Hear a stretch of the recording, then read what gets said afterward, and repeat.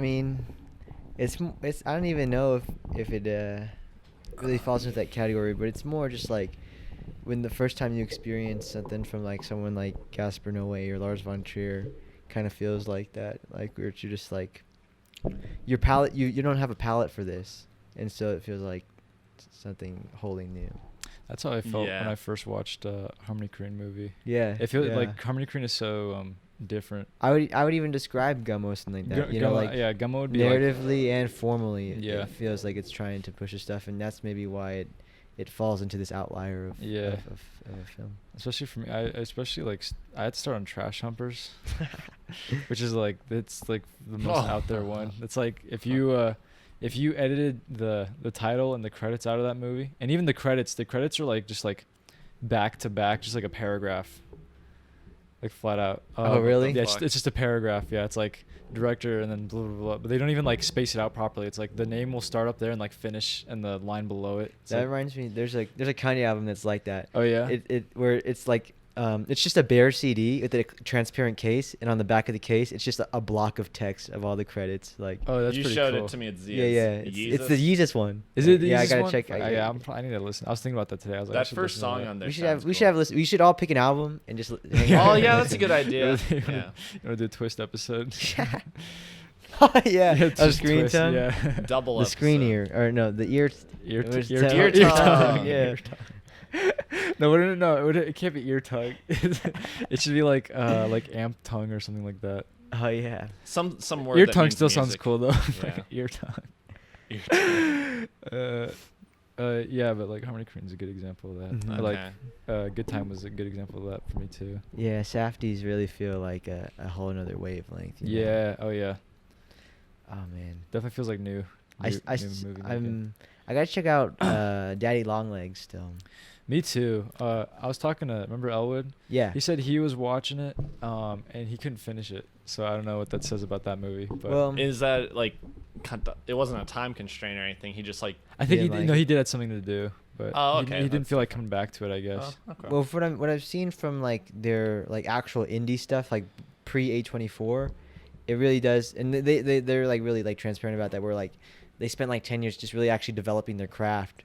Good for them. And kind of just like experimenting, trying shit out.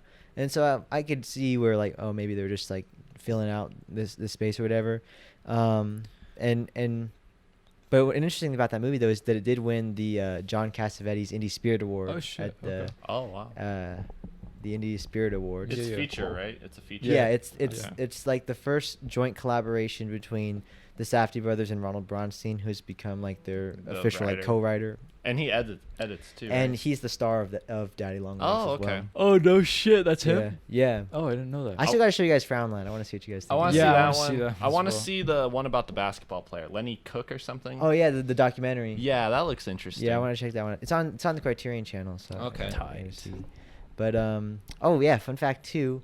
Trey Edward Schultz also won the the John Cassavetes Award for his first feature. So it seems like one of those cool kids clubs. Yeah, send our first feature over there. Yeah. Is the John Cassavetes Award like best independent film basically, or is it like a special award? I don't know if they have like a best picture thing, but it feels like it falls into that category, or at least like, you know how like Cannes they have the Palme d'Or, but then like they have like the director's fortnight where like because it might be something like that, but I don't know too much about the Indie Spirit Awards, so they have like speak too much. they have like a prize of like the grand jury, prize of the ecumenical jury. There's like a bunch of other like runoff. Like honestly, I'd rather like submit to the instead of official competition like the director's fortnight, because it just seems something like that, like a better community of everyone's making shit. Sometimes like movies that win the Palme d'Or win like all those other fucking prizes too. Yeah, exactly. Like prize of the grand jury.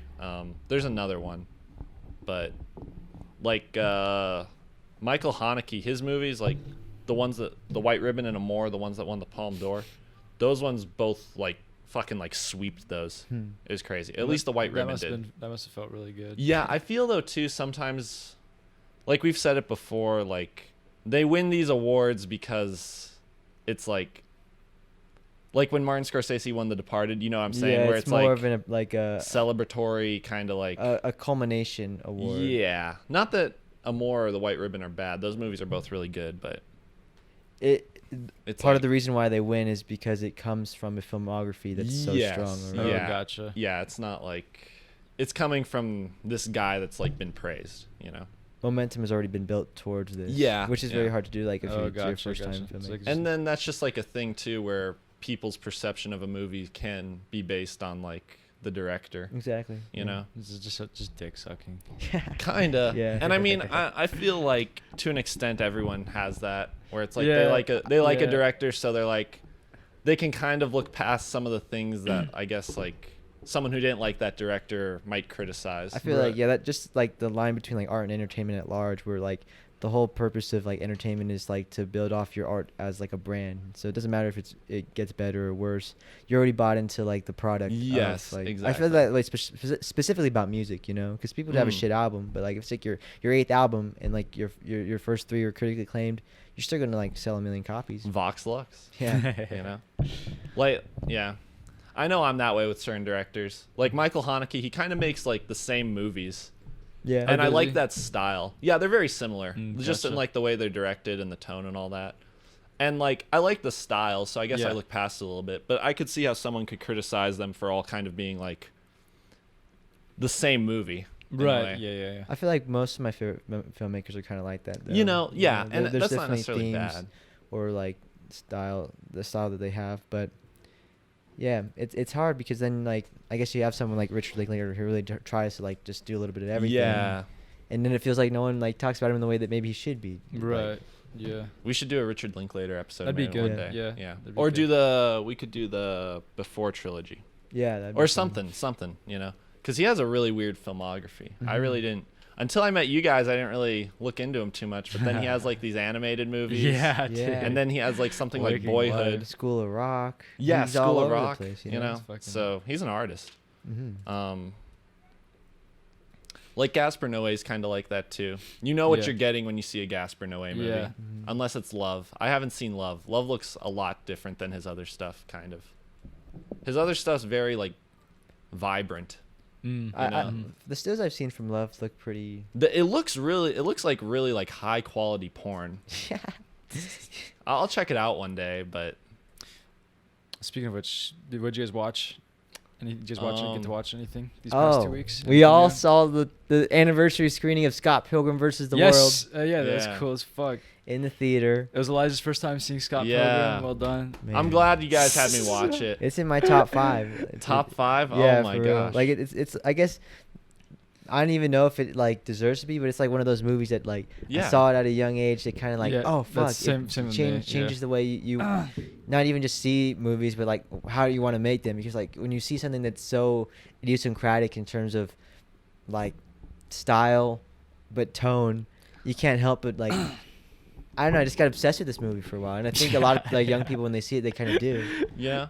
Yeah, a lot of people got. I really like that though. Like, I mean, even if you said it doesn't deserve to be in your top 5, like you love this movie. Yeah, You know? yeah. It's like you can watch it like pretty much all the time. It sounds. It probably is like my most watched. It's either this or probably like one of like the Sam Raimi Spider-Man movies in terms of like the movie I've actually Yeah. seen the most like frequent amount of times. Awesome movies. It is also one of those like too. I remember in high school like I hear oh you haven't seen Scott Pilgrim? Come to my house. Yeah. We're gonna watch it. Yeah. Put in the Blu-ray. It seems like that type of movie. Great movie to watch with people. Too. Oh yeah. Yeah. Did Scott Pilgrim's thumbprint is like even just like in pop culture right now. It's like it's not obvious, but it's like just the way people are dressing and shit. Like especially Yeah. women and stuff right now. Like There's so many the things. Ramona look is like blowing up, and they don't even realize where it came from for some of them. Oh. Exactly. I It's feel like it's one of huge. those movies that had its pulse on not just the present but the future too. Yeah, it Because still does definitely. there's so many stuff about that movie that was hipster, but is now like in the mainstream. Yeah. Whether I mean like maybe Goodwill's been around for a long time, but like especially the young people now, like you know, it's a thing to go Yeah, thrifting. yeah. It's cool to do it. Yeah. More than it was like in 2010. certainly, Exactly. I bet. I feel Man. Scott Pilgrim was kind of like those sensory overload type of movies. A little bit. Yeah. Oh, that's definitely. that's one of those. I was where- not expecting it to be so fucking like whoa. Exactly. You and, know? and I like It's a too lot how to like take in. from like that overture, you know, with the title sequence and stuff like that. You're like, wait, what's going on? And then it cuts to knives, and she's like, whoa, and you're like, damn, yeah. That And part might be my favorite. Yeah, where no, they that's my start playing favorite. That's one of my favorite parts. The too. like, yeah. that yeah song or Launchpad McQuack. yeah, and then you just see like the credits over like a film stock type of thing. Yeah, yeah. And just then the the sound of the images guitar. too, but The X's and stuff. Yeah. Oh man, and just like yeah, for the first 15 minutes too, just everything about it, from like the way it's shot to the way it's cut and performed, like it just I don't know, it sucks me in, Yeah, you know. same. Yeah. But I don't know, the movie has an interesting history too in terms of like, you know, it was like a popular indie comic at the time, and I don't know if you guys know this, but like they did the panel in Hall H at Comic-Con in 2010, and everyone there, there's talking about the movie and really excited about it, Right. and then everyone that was in the audience there, Edgar Wright's like, all right, everyone follow me, and then they go over to this venue, and it's the world premiere of the movie. No shit. And they showed it to everyone there, like the actual world premiere was right there. Wow. And Holy fuck. everyone said they liked it and shit like that, and then it actually premiered in worldwide actual yeah, distribution, and nobody saw the fucking movie. Nobody talked about the movie. It was actually like a bomb for Universal, and Fuck. and I was one of those people that had the option to see it. My mom was like, "You guys want to go see Scott Pilgrim? It's like a new movie." And I was like 9 years "Nah, I old, don't you want know. it." I saw it when it came out on DVD. I saw it right away, and yeah, I was like, damn, I missed this shit, you yeah, know. me too. But and it's like one of those movies, like, you know, I guess you could say the same thing about something like Dazed and Confused or whatever, where it's like it's just through word of mouth. But it's sad for something like that, like Scott Super Pilgrim, sad, yeah. that deserves to be like beloved from the get go. That it's not really getting the recognition it deserves get-go. to like 10 years later. But A lot of movies are like that though. They Yeah. turn into cult classics. I guess yeah, like Dazed and Funny Games, Confused. Something like even like Texas Chainsaw Massacre. Yeah. Mhm. That's kind of like not really related to Scott Pilgrim, but And I you guess know. it makes it that much better. I know we were talking about this on the last episode too, where it's like you're kind of glad that it doesn't get the recognition because like now it's like this in this cool kids like wait, you don't know about yeah, this movie, you know? yeah. You're in the inn. But oh, just You're in the another know. thing. If you guys don't have it, get the DVD or the Blu-ray because all of Edgar Wright's movies are like this. But it's like literally he has like the best, like to me the best DVDs out there because it's jam packed with special features. The Oh, Blu-ray I cool. have of Scott Pilgrim has like 5 commentaries on it, a making of documentary, Nice. all types of shit. It's great. It's great, and it's like there's like a obviously just a director's commentary, a director's cinematographer commentary, a cast and crew commentary, Holy a shit. special effects commentary, all sorts of cool stuff. Deserves it. Yeah, Yeah, and definitely then deserves it. yeah, have you read the comic or Yeah, I lecture? read the comic. I read them back when I was like 10 or 11. Okay. I have all of them. Oh, You can read them nice. if you want, Oh, wow. Elijah. Oh, If okay. you want, Yeah. if you want I them. kind of wish I saw this when I was like younger. Yeah. Yeah. You know, because then I could have like, I could have like been in the know. You know, I could have like understood like why people loved it so Yeah. much. Because like I even had like some friends in high school that are like, you haven't seen Scott Pilgrim, and I was like, it looks boring. I don't know, not even boring. It's just like I guess Looks it didn't weird, look yeah, it looks- interesting. Yeah, I mean, that's what I thought when I saw like the trailer of it when I was 10. I was like, it just looks like such a Like, why do I want to Weird watch movie, it? yeah. You know, but like, I understand now. yeah, You know? yeah, And it's endlessly quotable, you know, like yeah. Like there's- every Oh, other yeah. line is a ev- quote. Exactly. Do you guys have like a favorite line or whatever? I don't like that? remember too I like many fucking. of them. I like gig is a Like, gig is a gig is a gig. gigs. I like that one a lot. There's a lot of good ones. I'll think if I remember one, I'll bring it up. I- is a gig is a gig is a gig is a gig.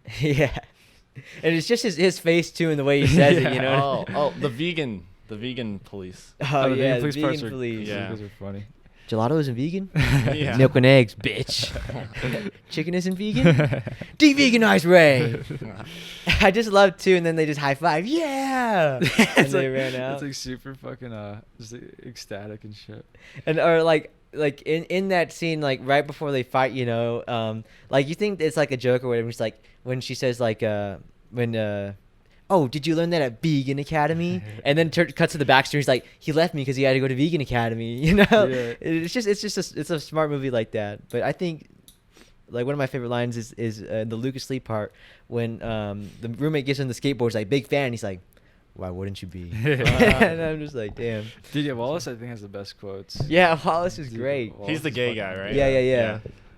We talked about it, but when do they play the garbage truck song? Is that kind of like in the first? Yeah, it's like they're in the first act. It's like okay. the first Yeah. X. And there's like that part where Oh yeah, right before Matthew Patel comes in. there's like they're like all sitting down at the bar, and like Scott Pilgrim's sister's there with her boyfriend, and then Wallace keeps hitting on the boyfriend. And there's this part where there's like just like a lot of these quick cut close-ups. Yeah. And there's like a lot of tension, but then it's just like Wallace staring at the boyfriend. Yeah, it's because it's when Ramona comes and then but Knife comes and then they all look at each other like, okay, it's starting to click, and then it cuts to Wallace looking at the fucking boyfriend, and you're like, damn. And then too, in terms of like setup and payoff, like it's the ultimate movie for that too, because in the previous scene when Wallace and Scott go visit Knives in high school, Knives is like, oh, I'll show you the gay kids in my class. Like, do they have glasses? And then the boyfriend has fucking glasses. You know, it's just it's fucking great. Dude, the humor in there is so fucking smart. Oh, it's really funny. clever, really well done. For like a PG-13 movie too, it's like yeah, it's solid. it's funny. It's pretty solid. You know? Yeah. Dude, even the fucking the actors for Michael Cera already knew how to play like guitar and like bass. Yeah. But fucking Kim and Steven Stills, their actors, they had to learn how to play their instruments. Yeah, in there's like 2 like weeks. there's a whole What the special fuck? feature Yeah. just about them like band practice Yeah, and shit fucking like nuts. that. Holy They shit. had to learn to play their instruments from like 0 to like what we saw in the movie in 2 weeks. That's Mhm. fucking crazy. And that's crazy too, because it's like they are a big part of the film, but in a way, like they aren't like the main thing. yeah. And for them to have to like do that so quickly, Exactly, yeah.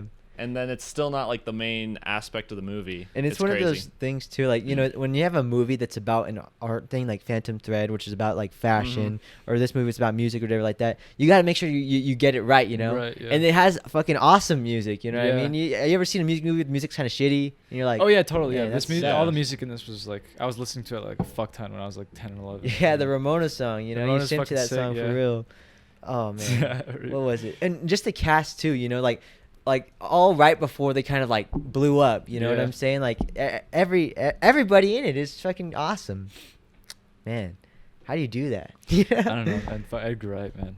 Oh yeah, and there's this whole thing too where like they would all work out together in the morning Oh, and, no and, shit. and then rehearse and shit like that. It just seemed like the funnest set too. Yeah. It's like it's cool that like in a sense they won, you know? It's like the good guys won. Yeah. But man, Scott Pilgrim. It'd be so much fun to work with Edgar Wright. For real. Yeah, just Seems like a cool dude. He looks like a really fun dude. Yeah. He's awesome. You seen? I remember we talking about, but have you seen all this stuff? I've seen all of them except for Hot Fuzz. Oh, okay. Everything except Okay. for Hot Fuzz. Yeah, I really got into him after watching Scott Pilgrim. Yeah. I watched like Shaun of the Dead like 5 times. You love Sean. Really? And I Oh, shit. saw The World's End in theaters. Me too. That was that was the first one I saw of his in theaters. Yeah, me Okay. too. And then obviously Baby Driver, I saw it like 5 times in theaters. Is Baby Driver a comedy? Yeah, Yeah, it's like Okay. an action comedy Yeah. sort of Okay. thing. it's pretty lighthearted. It feels like his most commercial film. Can you tell Yeah. he directed it? Yeah. Definitely. Okay. Yeah. Like from the first like 5 minutes, like Oh, this is an okay. Edgar Wright film. Yeah. Okay. But That's Yeah. like not based on anything either, is it? nah, It's based on the song. Yeah, well, like he did this music video in like the early 2000s, so it's just essentially the premise of the movie. It's based on okay. 2 songs then. Okay. Yeah. It's based on there's a song by Garfunkel, Simon and Garfunkel called okay. Baby Driver. They have that in the credits. Yeah, And then the actual like I know that music video. It's like the song's called like Blue Something. Sonic Youth. It's by. It's a cool fucking music video. Oh, it's from Sonic Youth? Yeah. What the fuck? Really? It's on the Oh. Blu-ray. I love Sonic Youth. But yeah, and what was I gonna say? Edgar Wright's just cool too. Just his story too, in terms of like, he just was in some village in England, just making films on Super 8, and then he won some competition when he was like 17 or 18. Oh hell yeah. And then that's where he actually got a camera, and then from there he made his first feature at 18 years old. And even though it's pretty shit, he still made that movie. Wait, what was his first feature? It's called A Fistful of Fingers. Oh shit. And it's like a Western parody. Nice. Actually, Arrow is doing a restoration of it because it hasn't been available. Like it's kind of been hidden for Oh, yeah, never even heard of it, yeah. 30 years. That's so cool. And so it's been on my radar because it was announced pre-pandemic, and I'm pretty sure the pandemic kind of pushed it. But sometime this year, hopefully, this thing is gonna come out. I'll probably recommend it for the podcast. Yeah, do it, man. Fistful of Do it. fingers. But Let us know for sure. yeah, I'd like to see that. he made that, and then he kind of like was doing his thing until he was like 22, 23. He met Simon Pegg. Nice. And then he did his own TV show with Simon Pegg Oh, and shit. I forget Elizabeth Hines, I think her name is. It's called Space. It's 2 seasons. Have you seen it? No. I have the whole box set if you want Oh, to borrow cool. it. Yeah, that sounds cool. And essentially it's like Edgar Wright's film school. Like you're watching like, imagine like a film school, but like the best kid in the class, and you're like a collected works. That's what this show is, because Yeah. it really is just him learning the shit. But he's only like 23, and like he has this like Fucking this cool. whole show. Like he directs every episode. He co-writes it with Simon Pegg. Yeah. And it's just like, it feels like something like Atlanta, like but before Okay, Atlanta, yeah. because like there's like an obvious sort of like premise, but like it's kind of just like these weird stories, and that's where Nick Nice. Frost was just like their best friend who was an actor, and then they just Now like he's a huge, yeah, he's a you know, pretty big actor now. and so like a Fucking lot of cool. like the Shaun of the Dead cast is like kind of starting out in the show, Yeah. and then from there he decides to make Shaun of the Dead, and then the rest is history. Yeah, Edgar Wright, he's a cool. cool guy, and his hero is Sam Raimi, so you know he has Oh, good fuck, taste. yeah. That's fucking sick, man. There's this story where he went to visit Sam Raimi on the set of Spider-Man 3. And then Sam Raimi just like, oh, you're a fan of me? Well, you should go ahead and direct this whole day. And then, Wow. and so Edgar Wright directed a day of production. What on a dream Spider-Man. come That's true. cool. That's really cool. He's probably creaming his pants. Yeah, No that's joke. what he said. Yeah. Oh man, love Edgar Wright. Let Um, me see what else I watched. I didn't really watch a lot of features. So has he had like 6 movies then? Shaun of the Dead, Hot Fuzz, Scott Pilgrim, World's End. World's End. End, Baby Baby Driver. Driver. Oh, and then he was originally supposed to write and direct the Ant-Man movies for the MCU. right, and then they kicked him off, right? Yeah, but he was part of Marvel Studios from the first Iron Man. He was on that panel. Like Oh, he was like shit. really Mhm. like instrumental in the like development of the MCU and shit like that. And he was supposed to direct the movie after Scott Pilgrim. But then like one of his like best friends, like a producing partner, got cancer, and like he made one promise to this dude to finish the Cornetto trilogy, and so he told Kevin Feige and all them, because it was supposed to be like a phase 1 movie. Yeah. That I just got to finish this movie and I'll come back and I'll do Ant-Man and all that shit. Right. But he did The World's End, and when he came back, the script was completely different. All the shit was different. Right. Lot of shit like that. And so he still has writing credit on the movie. But yeah, a lot of the about that. crew and shit Yeah. like that, he just essentially grabbed them all and they did Baby Driver instead. But like he was like really instrumental in getting Paul Rudd the role and stuff like that. So like his fingerprints are, especially that first movie, are all over it. Like there's a lot of sequences in there that were like very Edgar Wright. Yeah, Even just, like, the editing and stuff. even just like the cutaways to like when the best friend is telling the narration. story. Yeah, that feels so Edgar exactly, Wright, yeah. you know. Mhm. But like there's stuff like from like the early 2010s, like before the movie came out, of Edgar Wright. There's an Edgar Wright Ant-Man panel where like a Oh, lot of no the great shit. sequences in that movie they were shown previous to it. So like his fingerprints are all over Yeah. the movie. And like no disrespect to Peyton Reed, like I like Bring It On, but you know he's a different type of filmmaker. Yeah. So yeah, Edgar Wright, I know a lot about him. Is he one of your favorite directors? You Yeah, think? he's Edgar Wright, Paul Thomas Anderson, and I like those are the first two that come to mind in terms Sam of like, Raimi. Yeah, Sam Raimi, but like people that like, I feel like for the rest of my life their fingerprints will be on my work. You know what I Oh, mean? Nice. Yeah, let me see. Oh, I watched a few short films. Oh, I watched this.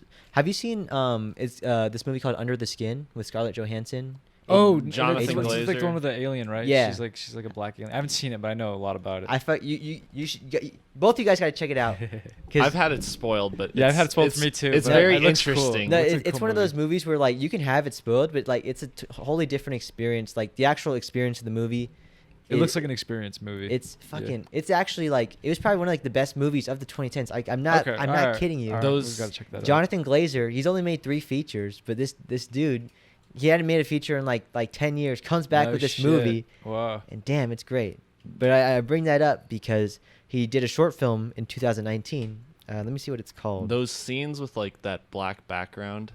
Oh yeah. It's those haunting. look so It's fucking haunting. creepy. Man, Like that one and crippled guy. In it? Yeah. That The he's lead a up- real dude too. yeah, the yeah. lead up to those scenes, man, fuck, I might recommend it for the podcast. Now I'm talking if about you it. want, yeah. But I don't know if you know about Jonathan Glazer too, but he was like in that camp of like music video directors that turned into feature film directors. So he was close to like Spike Jonze, Michelle Nice, Gondry, and all cool. of them. He did a lot of music videos for like Radiohead. He did the Karma Police video. Fuck yeah! Oh fuck yeah! And so Oh, he's really cool. he's a cool guy. Oh, it's called The Fall. The Fall. It was on the Criterion Channel. It was only like 7 minutes, but it's really interesting in terms of like craft wise, because it really is just in and out. But it's essentially dealing with the concept of mob rule and the characters in there. But visually, it's just great. Like here, I'll show you like the poster for it. But they're all wearing like these like masks. And okay. He did Sexy Beast and what else? And Birth, Cool. which Birth. is That's really with cool. Nicole Kidman. You were where telling me. her Okay. dead husband is reincarnated as a 10-year-old boy, and it's like exploring their Big. relationship. Yeah, but Big Bird. but yeah, it was pretty cool. And like, there's this one scene. I won't give anything away, but like the way it mixes picture and sound, and man, it was just fucking awesome. But then so I started doing some more research, and I guess he's in production on his next feature, which is I guess going to be about Auschwitz. So Ooh. Fuck yeah. interested to see what's That'll be going to cool. Yeah, but Jonathan Glazer, I respect you. Cool. Let me see. And I watched another short film. Let me see. I watched a little bit of Chernobyl, the miniseries. Oh yeah. I watched the I first two watched a little bit. episodes. Yeah, me too. Really? Me too, yeah. Oh, sweet. I enjoyed the first episode. Is great. Like How- the tension is awesome. How many more do you need? Did you watch the first one? Or? I watched the first one. I think the second one. I really like the second one more. I But think- that's interesting. The first one was I good like too. I like the I just like the tension in it. It's like you really feel like because you have the context of what's going on. It's like these people are going like touching like the debris, and it's like Yeah. those guys are gonna get fucked up. Yeah. They have no idea. It's Yeah. like the audio in there is good too. Like I can feel like it just feels heavy. It feels like a headache. Like when all those firefighters come. Yeah, that part was great. And this guy just like, it's not a spoiler, but a guy like picks up this thing, and he just like picks up basically like graphite, and he's like, "What's this?" And then next thing he's So like, it's- yeah, wasn't he it's like haunting. screaming and stuff? He was Yeah, like maybe like a few scenes later, you see him and his hands, like the flesh is like ripped Yeah. off it. You know. I like how all the politicians, it's like very like COVID. It's like trying to like tame it down. Yeah, like, you know, it's not it's that not that bad. Yeah. That's why I like the second episode so much, because It's more aftermath Yeah. type stuff. Yeah. they're like talking about it, and everyone's like, "Okay, this isn't going to be that bad." And then that one guy, like, he knows how fucked. Yeah, the one like this. Yeah. He knows they fucked up. You know? He looks like fat Steve Jobs from what I remember. Yeah. I told this to Anthony, but like Chernobyl is like hyper realism of Stalker, and Stalker's like Oh, tone really? poem of Chernobyl. That's cool. Yeah. I haven't seen Chernobyl, but everyone says it's like the real deal. It's really It's good. pretty sad. Good. Yeah. Have, Yeah. have you seen anything else from the creator? Or No, like, I don't you even know know- who the creator is. His name's Craig Mazin. He has a podcast that I've really been into since high school. Cool. It's called Script Notes. It's just like a screenwriting podcast by screenwriters. You know what I'm saying? Nice. And so like Nice, they'll yeah. just give tips and stuff and experiences. It's co-hosted by John August, who was Tim Burton's screenwriter for a long time. Oh shit. And but they've just been working in the industry a long time. But it's interesting because most of Craig Mason's actual like credits on, because Yeah. he does a lot of ghostwriting, but his credits on IMDb are for like the fucking scary movies, and like he directed superhero movie. Did he really? Yeah. So like, That'd be and then this guy comes out with this show. You know what I'm saying? And it's like, it's so interesting. Like, I don't know, in terms of good variety. yeah, not just that like your best work was probably stuff you don't even get credit for, Right. you know, up until this point.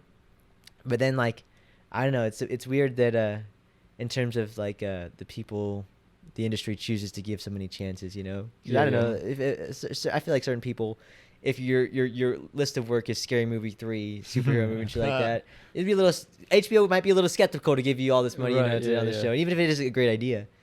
But it's good for him. I like him. He's cool on the podcast. It's Nice. It feels structured, but like good. Yeah. It's a good type of like they nailed it. Plus, it's a show, so the structure's gonna be like. The structure's like a big part of it, but Yeah. it doesn't feel like obnoxious or anything. Right. How do you you know. guys feel about, I guess in terms of limited series, not even so much as like long form television, but in limited series, like you'll have a showrunner who's just like essentially the creator, but they're mostly just the writer, and they might not even write the episodes. They're kind of just like the head story person, Right.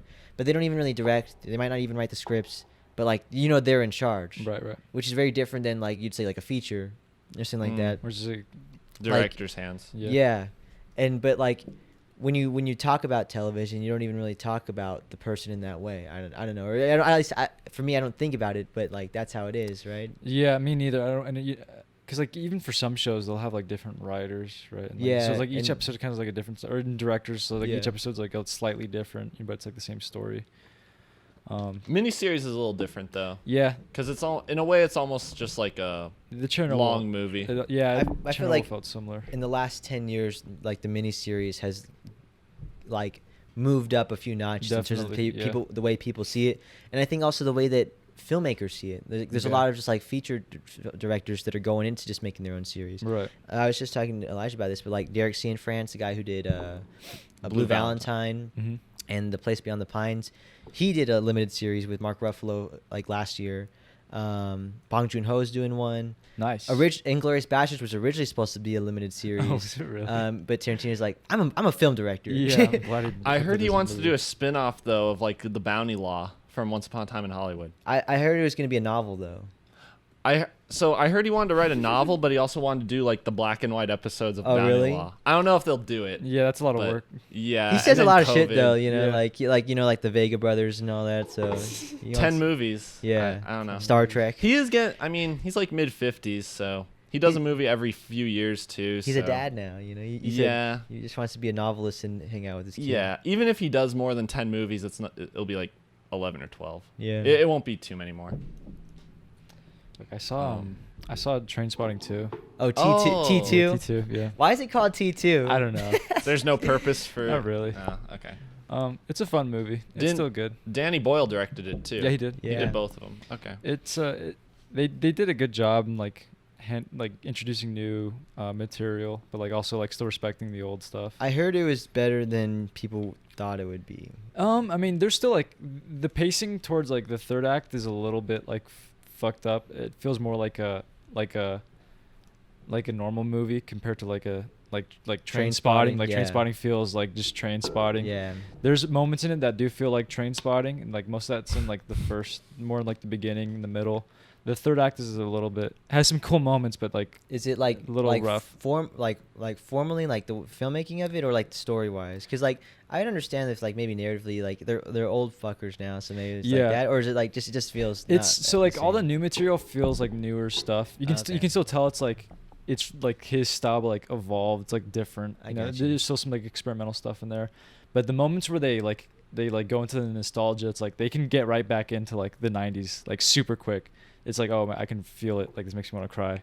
Oh wow. They get there. There's a few moments where I had some like intense goosebumps. Really? Yeah, like I- really intense. I really want to see Trainspotting. Whenever I they- might oh, watch really? it. I might watch it soon. Go to Z or something. Yeah, yeah, yeah, for real. Trainspotting is a It's like a cult. It's a classic. yeah. It's Yeah. like a Scott Pilgrim, but like For it's dr- for British but people. for Requiem of a Dream type of thing. Yeah. For like depressing movies. Yeah. You know? What was Oh, I yeah. gonna say? Danny Boyle is like one of those filmmakers. I would say like Richard Linklater too, where he kind of like just is all over the place too Oh, in yeah. terms of what he makes. Yeah. You know, like Yeah. train spotting to like Slumdog to Hell Millionaire. yeah. You know what I mean? He To just- Yesterday. Yeah. Did you guys ever see that? I Yesterday. heard. I heard it No. was really good, but I didn't watch it. It- no. There's this one scene in it that's pretty funny. I Really? haven't seen it, but my dad told me about it. The and I trailer watched was it too. funny. Yeah, you know? the trailer was funny. Yeah. I like Sunshine. The Beatles. Yeah, Sunshine. The what? The Beatles. Sorry. Oh, that part with Yeah. who's that guy? He's that famous.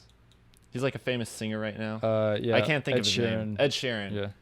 Yeah. That was funny. He's like talking about Hey Jude, and he's like,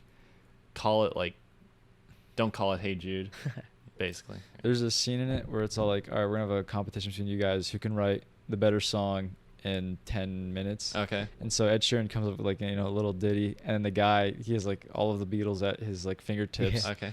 And he does the Long and Winding Road. It's like this insanely beautiful song. It's like not fair at all. He just pulls Oh. out this insanely like masterful song. How's Whips that this guy's Sheeran ass. react? He's all like he makes a fucking Amadeus reference. He's all like, oh, I'm clearly Salieri and you're Mozart. And he's like, Was it?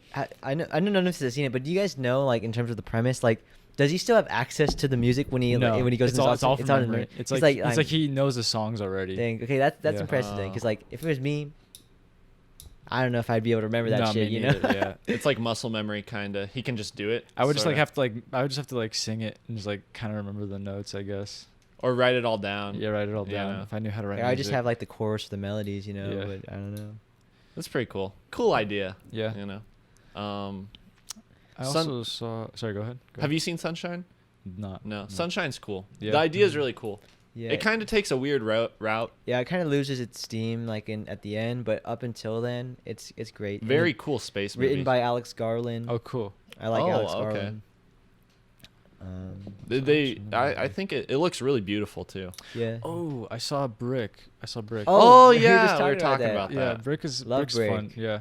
I want to see it. Is it pretty good? It's there's some pacing stuff that I didn't like around like somewhere in the middle, but like because the structure of it is because Elwood was talking to me about it. They showed it to me, and so it's kind of based on like the Maltese Falcon a little bit, like Yeah, even, like this yeah. the structure of the story. So I didn't know that, like he didn't tell me that until after I watched it, but like you could kind of feel it, like the structure of it is a little bit like interesting. Like I couldn't piece it together as I was watching it. What is that? The Maltese Falcon. It's like this old ass noir movie with Okay. Humphrey Bogart, yeah. directed Okay. by John Huston. yeah, it's like the noir movie. Oh, okay. It's like one of the main ones, and then like yeah. Millennium Falcon is named after. Millennium Falcon, Oh, yeah. okay.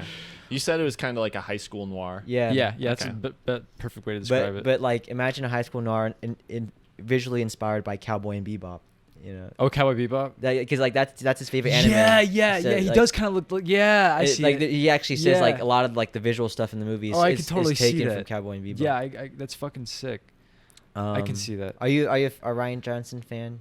I really like Looper. Yeah. I don't like the Star Wars movie he made. I mean, obviously that would be at the bottom of the list, but like Yeah. all this other stuff I really like. I've only seen Looper, and now And this. Brick? Knives Out was Knives alright. Out is fun. It's fun. I wouldn't watch it again, but it feels very long. After like the midpoint, it feels like it. For Oh, me, gotcha. it I dragged feel on a like- bit.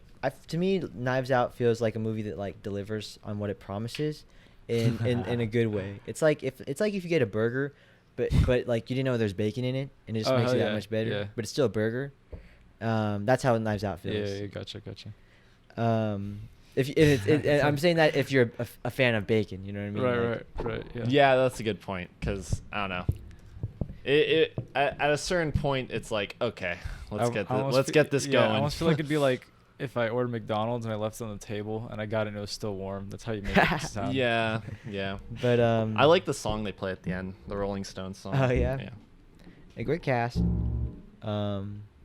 Yeah, Looper's cool. I haven't seen his second movie though. The one with Jake, the Western one, right? With Jake Gyllenhaal. What's it called? I think I don't Looper know. was. I was about to call Oh, it wait. Southland Tales.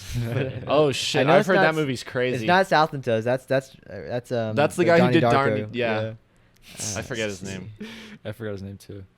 Southland Tales is supposed to be fucking bonkers. Oh, is it? Yeah, Yeah. I've been meaning to Yeah, check it out. but Brick is cool. I almost like watching especially the first act because Mhm. most of the high school parts are in the first act. Oh, okay. It almost reminded me of like watching like an MTV cartoon or something like that. Really? Yeah. Okay. It feels very like a really cool teenager Yeah. thing. Like Okay. Really cool teenager fantasy. It's really Okay. cool. His second movie, it's called The Brothers Bloom with Mark Ruffalo and Adrian Brody. Oh, I've heard of that. Yeah. Oh, I didn't. People say it's pretty good. Also, he directed like a lot of like the best episodes of Breaking Bad. He did that Fly episode. Oh no Really? shit. Yeah. Cool. So he's I didn't know that. he's a cool dude. He's a cool dude, except for Star Wars. So that's it. That's weird. I like of the trilogy. I didn't like that trilogy, but I liked that one the better than the other two. The whole new Star Wars. I just didn't like. It's any like a of them. cash grab. Yeah. I don't But like any of them. there was like this thing too, like people started shitting on Ryan Johnson because he directed that Star Wars, Yeah. but they hadn't even seen like Looper or Brick. No. Yeah. They were just like, "You fucked up Star Well, Wars. You suck." It's a hard balance because like you have the film fans who are like, oh, you're cashing in. You're doing a Star Wars Yeah. movie. Then you have the Star Wars fans who are like, you're just a fancy boy. You know what I'm saying? You Yeah. think you're a film guy trying to change up our shit, and so you just couldn't win in that I situation. think Yeah. it's the studio involvement. I think really fucked it yeah. up. 'Cause it There's was just, like- supposed to be a lot of stuff too with practical effects, and you watch the movie, it's pretty heavy. Like in the behind the scenes, a lot of stuff that's CG in the movie you see behind the scenes it's supposed to be practical, so you're like, okay, what happened? Weird, yeah. But I think it's studio. Stuck between a rock and a hard place. very rarely do you see a filmmaker like that come out unscathed on the other side of the process. yeah. But I'd rather fuck if I was him. I would still fuck. I'd rather fuck up a Star Wars movie than like Brick. You know. what was I gonna say? I guess there's a really interesting documentary about the making of that movie, like from his perspective. Oh, It's cool. called The Director and the Jedi. So I might check it out at some. I might watch that Yeah, instead. let me know how that goes. I watched another short film. It was just an animated film from the 30s, but it's called A Night on Bald Mountain, which is a Mussorgsky piece. One of my favorites. The orchestra, right? Yeah. It was good. But yeah, it was like this like experimental animation style that was Nice. done through I think I forget the material they were using. It might have been sand or something else. But it was really cool because it was the images they were doing were super fluid, even though it was supposed to be like this like it was essentially stop motion, but it didn't look stop motion. It looked Cool. more like hand drawn, which was Oh, an that's really interesting cool. thing. It was just a cool. I really like to watch animated shorts because like, and it's a thing too. Like they'll spend 18 months. That's what it says in the thing, on this like 5-minute That's film. crazy. You know what yeah. I'm saying? You could really pour a lot into And it, so yeah. like you feel the craft in every second. You know what I'm Mhm. saying? Is that like the Fantasia? Yeah, Night on Bald Mountain? yeah, Is you that know- what it's based on? Yeah. Oh well, Or that's the song. either way. That's the song. Oh, okay. Both of the animations are based on the song, which came out before. Yeah. Mussorgsky. It's like that last scene in Fantasia, though, right? with the devil guy. the demons and shit. Yeah. But that's a great song, and it was a cool little short. That is a cool little short. Sounds cool. Um, We're ready to dig in. Yeah, I didn't really get to see anything It's else. all good. School's over though. yeah, Hell so yeah. we'll probably the recently watched might be longer than the actual episode now that school is over. yeah, it's gonna be fucked up. We're gonna have to like limit this. We're already at 41 minutes. Damn. I would That's just say alright. one last thing. I bought the Chris Cunningham director's label box set. Nice. So I'll let you guys know next time, podcast people. Yeah. We Yeah. watched a few of them. They're weird. Yeah, I They're don't know, he weird. definitely Wh- gets under my skin. It's weird. Which one did you watch? The Apex Twin music videos. and then the one. Dude, Rubber Johnny's so fucking cool. I Yeah. fucking love Rubber Johnny. Is that the one where like? I just watched it like for the first time like a week ago. It blew my fucking mind. Which one is that? Is that the one with the limo? That's the one with the wheelchair. The guy in the wheelchair, like a big head. Did you guys watch that one? The one we saw is like with the one where the big little head guy kids. screaming at the old lady. No, different one. Uh, Fuck, I'll show you guys. I think we watched That's that Come one. to Daddy. Oh, okay. Then Come we- to Daddy's pretty cool too. Come to Daddy's weird. I like the limo one. The limo one is so fucking funny. But yeah, Chris Cunningham. I'll bring the DVD next time we hang out. Yeah. We should. I feel like we should watch The all PlayStation of it. totally, yeah. commercial. Yeah, the PlayStation commercial. He's just. I wouldn't even call him a filmmaker. He's just an artist, which is cool. Hell yeah. Yeah. Fucking But tight. yeah, where should we?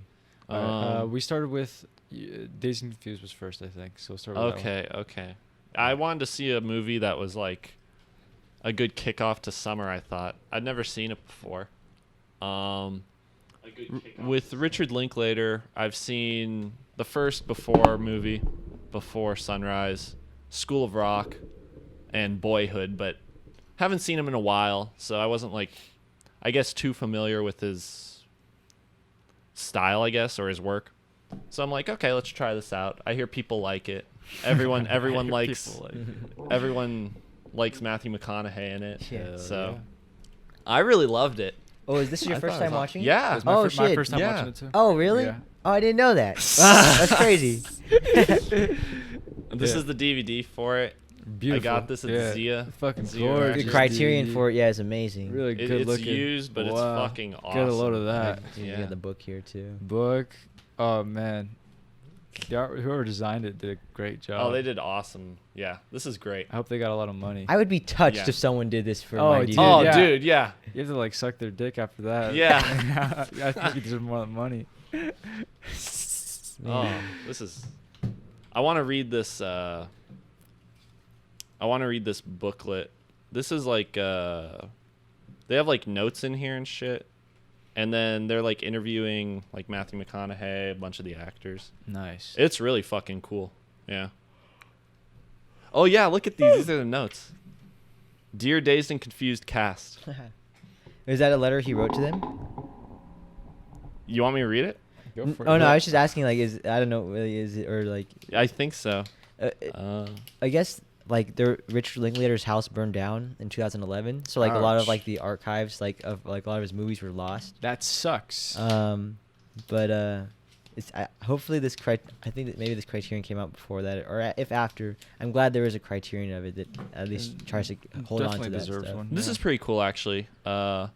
Dear Dazed and Confused cast, here are some music tapes to check out. A few of the songs are a little cheesy. There are a few places for ironic usage. But for the most part, I believe this music I want is like the movie itself. Straightforward, honest, and fun. Then he says... Definitely got that. Movie feels that way. School's out forever.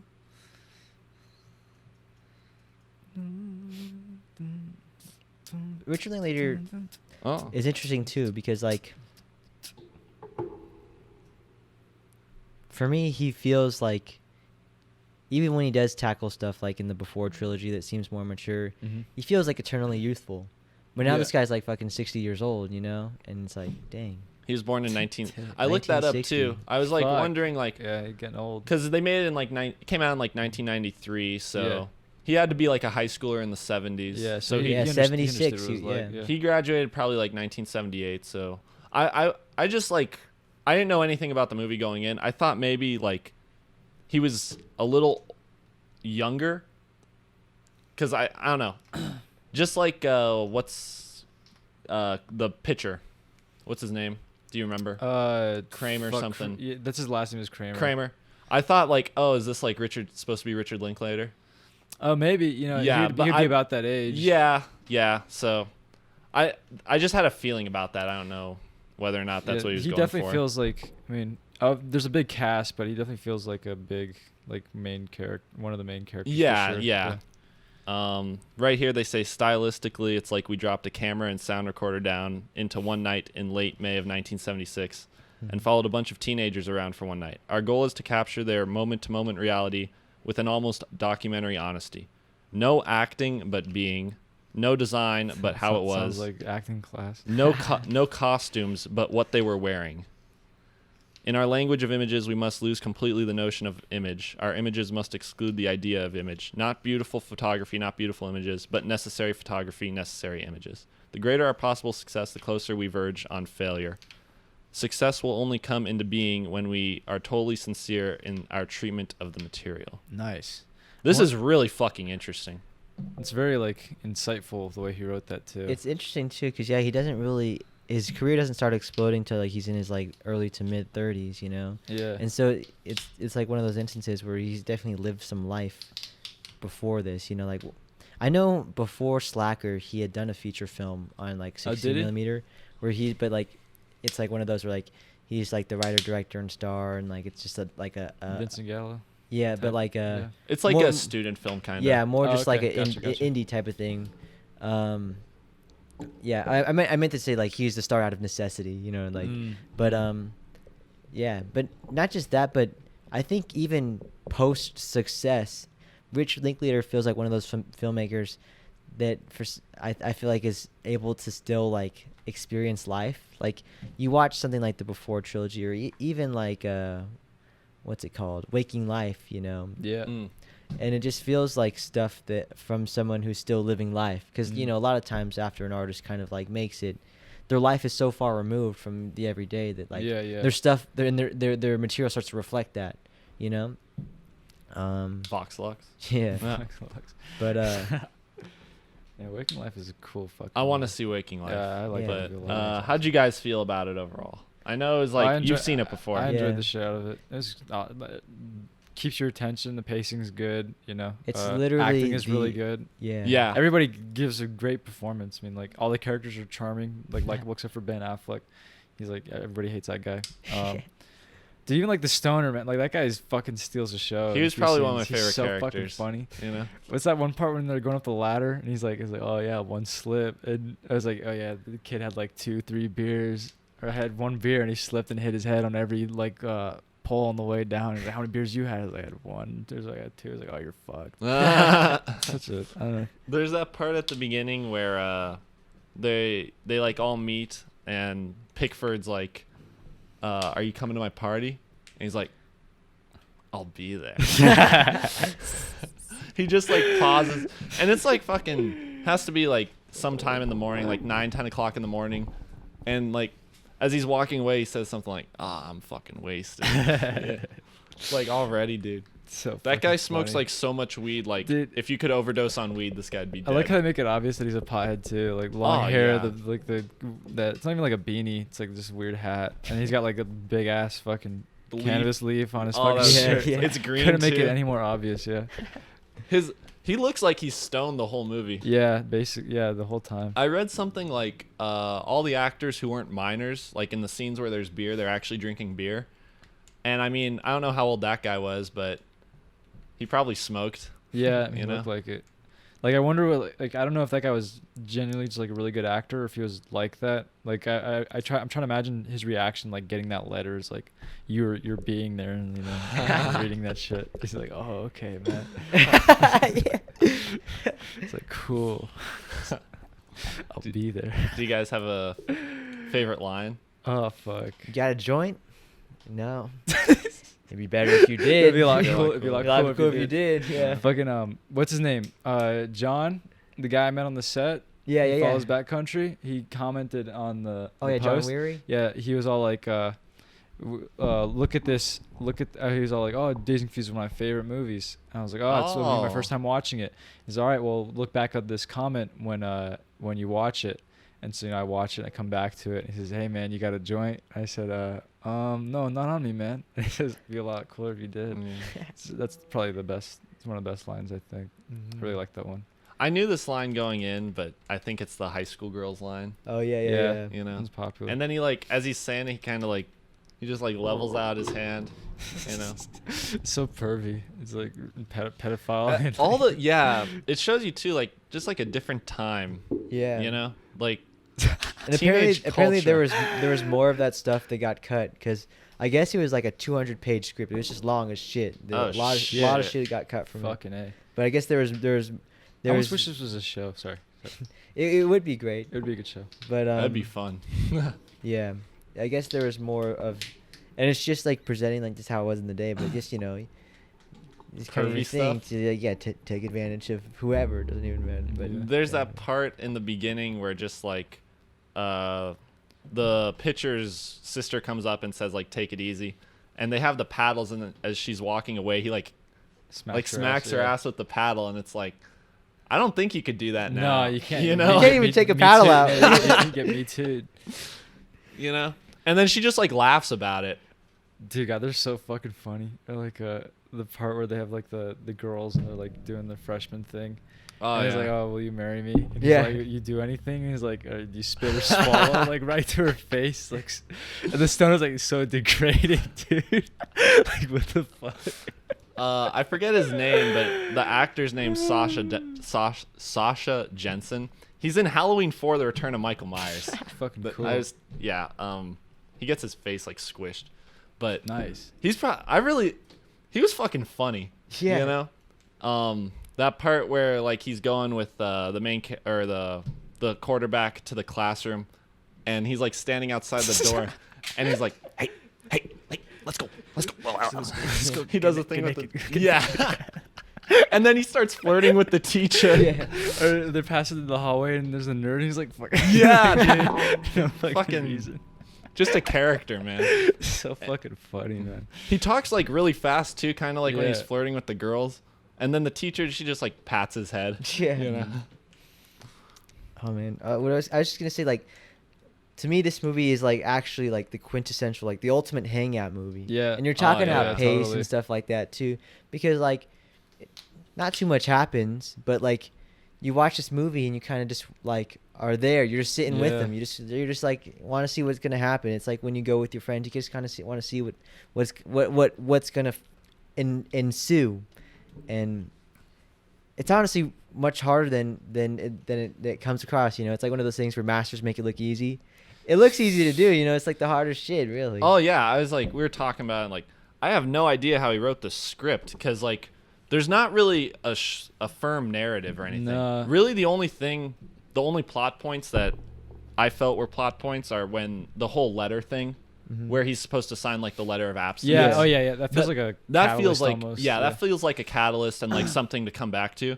But literally the rest of the movie, it's just like fun and games. Yeah. You know, it's just all people. fun and games. Yeah, he wrote like a fun and games script. And There's not even like a climax really. No, there isn't. It's just like, it feels like one of those nights where it's like, okay, there's a big fucking party. Yeah. And they just like track everyone who goes to it, you know? Got it. And you got to keep track of all the characters. Oh and yeah, stuff. And yeah. Yeah. There's like probably like 10 characters or around Yeah, 10 it's characters. cool- in the it's whole cool that scene. they establish the characters like in the first act too. You know. Uh-huh. Like, yeah. like that's hard to do. Like keep like introduce all of them. Like that's a lot, man. That's a lot to keep track of. There's like the 3 football players, the quarterback, Sasha Jensen, the guy with the redhead Yeah. dude. Then there's the black dude.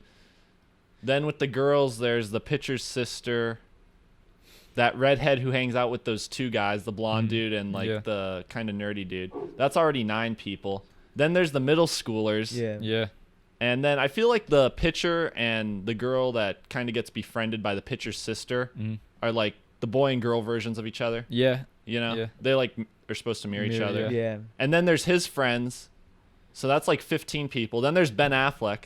And then, Then there's Matthew McConaughey. Matthew McConaughey they introduced a little bit. There's, like- he's the last character I think, last main character they introduced. Yeah. He goes with him to like the 50-yard line. Yeah. I thought he was only supposed to be in a few scenes too. And then it was cool seeing him like he's like in the rest of the movie. Yeah. Yeah. And I just like to. It's like in spaghetti in terms of just going in and out of. Yeah, it's a good way to describe it. Because like it's not even a thing too of like they all start out kind of like like in relation to like the scene what's going on to each other and then going into their own thing. I like how like different characters keep meeting up too. It's just cool. Yeah. It's a lot of fun. Yeah, it's a great movie. It is kind of Pretty like good it's movie. cool how you said it's a hangout movie because like sometimes with hangout movies like you can have it on in the background but you're not really watching it.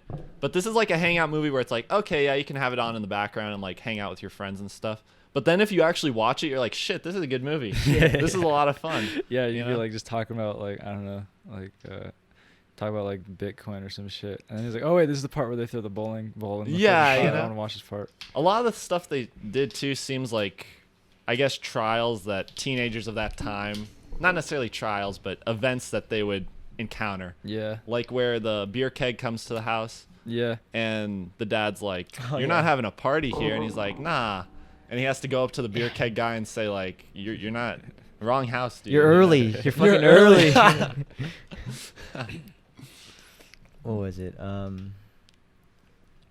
It's interesting too that this movie was kind of made like outside of like the studio system too, because it's like made in Texas and all that Yeah, shit, yeah. right? And I don't know, but I always respected that about Richard Linklater too, that he kind of like has always just done his own thing, you know, Right. when it comes to making movies, he does it on his own accord. yeah. Oh man. He's This kind definitely of. this definitely feels like Slacker too a little bit almost. I want I to see haven't seen Slacker Slacker. now. Oh shit, Slacker's kind of like Slacker's like Dazed and Confused, but like closer to a documentary style without being Okay. a documentary. But like set in I think it's also somewhere in Texas. I'm not too sure. I meant like time, like the time it Oh, came out, right? Yeah, it's more like the supposed- time it came out. It's not in the 70s or Yeah. anything. It's like 90s, early 90s. But Slacker feels like, or Dazed and Confused feels like Slacker too, but like done in a way more entertaining and like story. Not, I mean, it's not really a story, but like it has more It's- story to it. Slacker feels like very just like, almost like you're like a spirit and you're just like going from like person to person. It's like Slacker fulfilled. Yeah, You know. yeah. Oh yeah, that's basically This- basically it. This yeah. I just noticed this on the DVD too. Like the little circles, they match up like perfectly Yeah, with yeah, someone's yeah. face, and it does it on both of them. Oh, that's cool. You know, like that couldn't have been too That's hard, clever but as like fuck. Yeah, whoever they designed put it did a so great much job. fucking like great job in making this just look like an awesome DVD. Oh, and another quote that I like is like the girl's theory on decades and how like it's every other decade that's fucking Oh, rocks. you yeah, know? yeah. 50s were boring, the 60s rocked, the 70s sucked. I'm so excited for it, whatever she says, you know. But it's an interesting thing because I don't know. Do you guys think the 80s rocked? I know. I think it's like a person-to-person thing, like Yeah. in terms of like which decade you like Yeah, or enjoy. There is kind of this thing with the 70s, I think, though, where 70s it's had some like, cool shit. well, the 70s are cool. Like all of them, like they have their cool things about them. but like it's like the death of like hippie culture, Yeah. and Yeah. the 70s kind of like, I don't know, suburbanized. You know, Mhm. people got more boring almost. Yeah. You know? And then 80s I is feel like the 70s things got like dirtier. Like, I don't know, just like a lot Kinda. of that's when shit. you from had this- punk rock in the 70s. Yeah, Punk but rock started to then emerge. yeah, it just feels like, in terms of art wise too, it just seemed to get a bit more serious because it goes from like the more chill stuff of like the peace love era of the 60s Yeah. into like you get punk, even just like the movies, you know, people like Scorsese and like Taxi Driver, Yeah, hell yeah. whatever. Grimier. Yeah, it just feels Yeah. like the time was like dirtier. You know, I feel like porn was really popping in the 70s too. Golden age of porn. Yeah. You know, Boogie Nights. So you Yeah. know? so like Yeah. I don't know, the 70s just seems just a bit more seedier. You had but- disco too. Disco at the came end. out. At the Yeah. end, yeah. Hard rock, and then the 80s. The 80s, you had like you had, kind you of a had- revolution. Yeah, but the 80s you had like big hair bands and stuff. Let's see what we got here. Porn was really popping in the 70s. Oh, it's high. It's I Am Babe Ruthless. She used to come check out Wizard a lot. Oh, okay, yeah, cool. porn was really popping 70s. Yeah. Yeah. Have you seen Have you seen? Fuck. What the? Have you seen 70s porn? I mean, have you seen 70s porn? Yeah. You have really? I mean, like, Well, it's funny because it's like it's not like people fucking. It's actual movies. Like it's a narrative, you know. Like Deep Throat. Yeah, Deep agree. Throat. Okay, I haven't watched like actual like. I've seen like, you haven't seen the Images are- pantheon of like. yeah, I haven't like gone and like watched an actual like porno. Right. You know. Yeah. I feel like everyone who's watched porn has seen like old porn, I guess. Where there's like tan lines and shit. Yeah. And it's just like- and it's on film. Yeah. Yeah, on film, you know, that's Shot crazy. on film. Damn. Especially in horror. Oh yeah, the horror movies in the 70s. Horror Yeah, That's yeah, a good see. point. Yeah. It's turned into 70s horror movies were slashers. fucking Slashers in the Yeah, late the 70s. invention of the slasher. And then body horror, they wrote that. Yeah, I can kind of see where she's coming from. Like the 70s were definitely grimier than the 80s, and then the 90s were also like grimier than the 80s. I feel like it's a thing, a young person thing too, or you think the time you're living in kind of sucks. Yeah. Oh yeah, there's like angst Yeah. with all of them. You know, even the quarterback, like, in a way, it's like how big are your problems type of thing. Yeah. You know. Quarterback is an interesting type of character too, because it feels like the idolized version of like, I don't know, especially when I was a young person watching this movie. Like that's kind of like what you want to be. You want to be cool with like, you know, the popular kids or whatever, but also cool with like your actual homies that you just get high with or whatever. Yeah, you know yeah, what I'm yeah. And then saying? he's just like a good guy in general, though, kind of.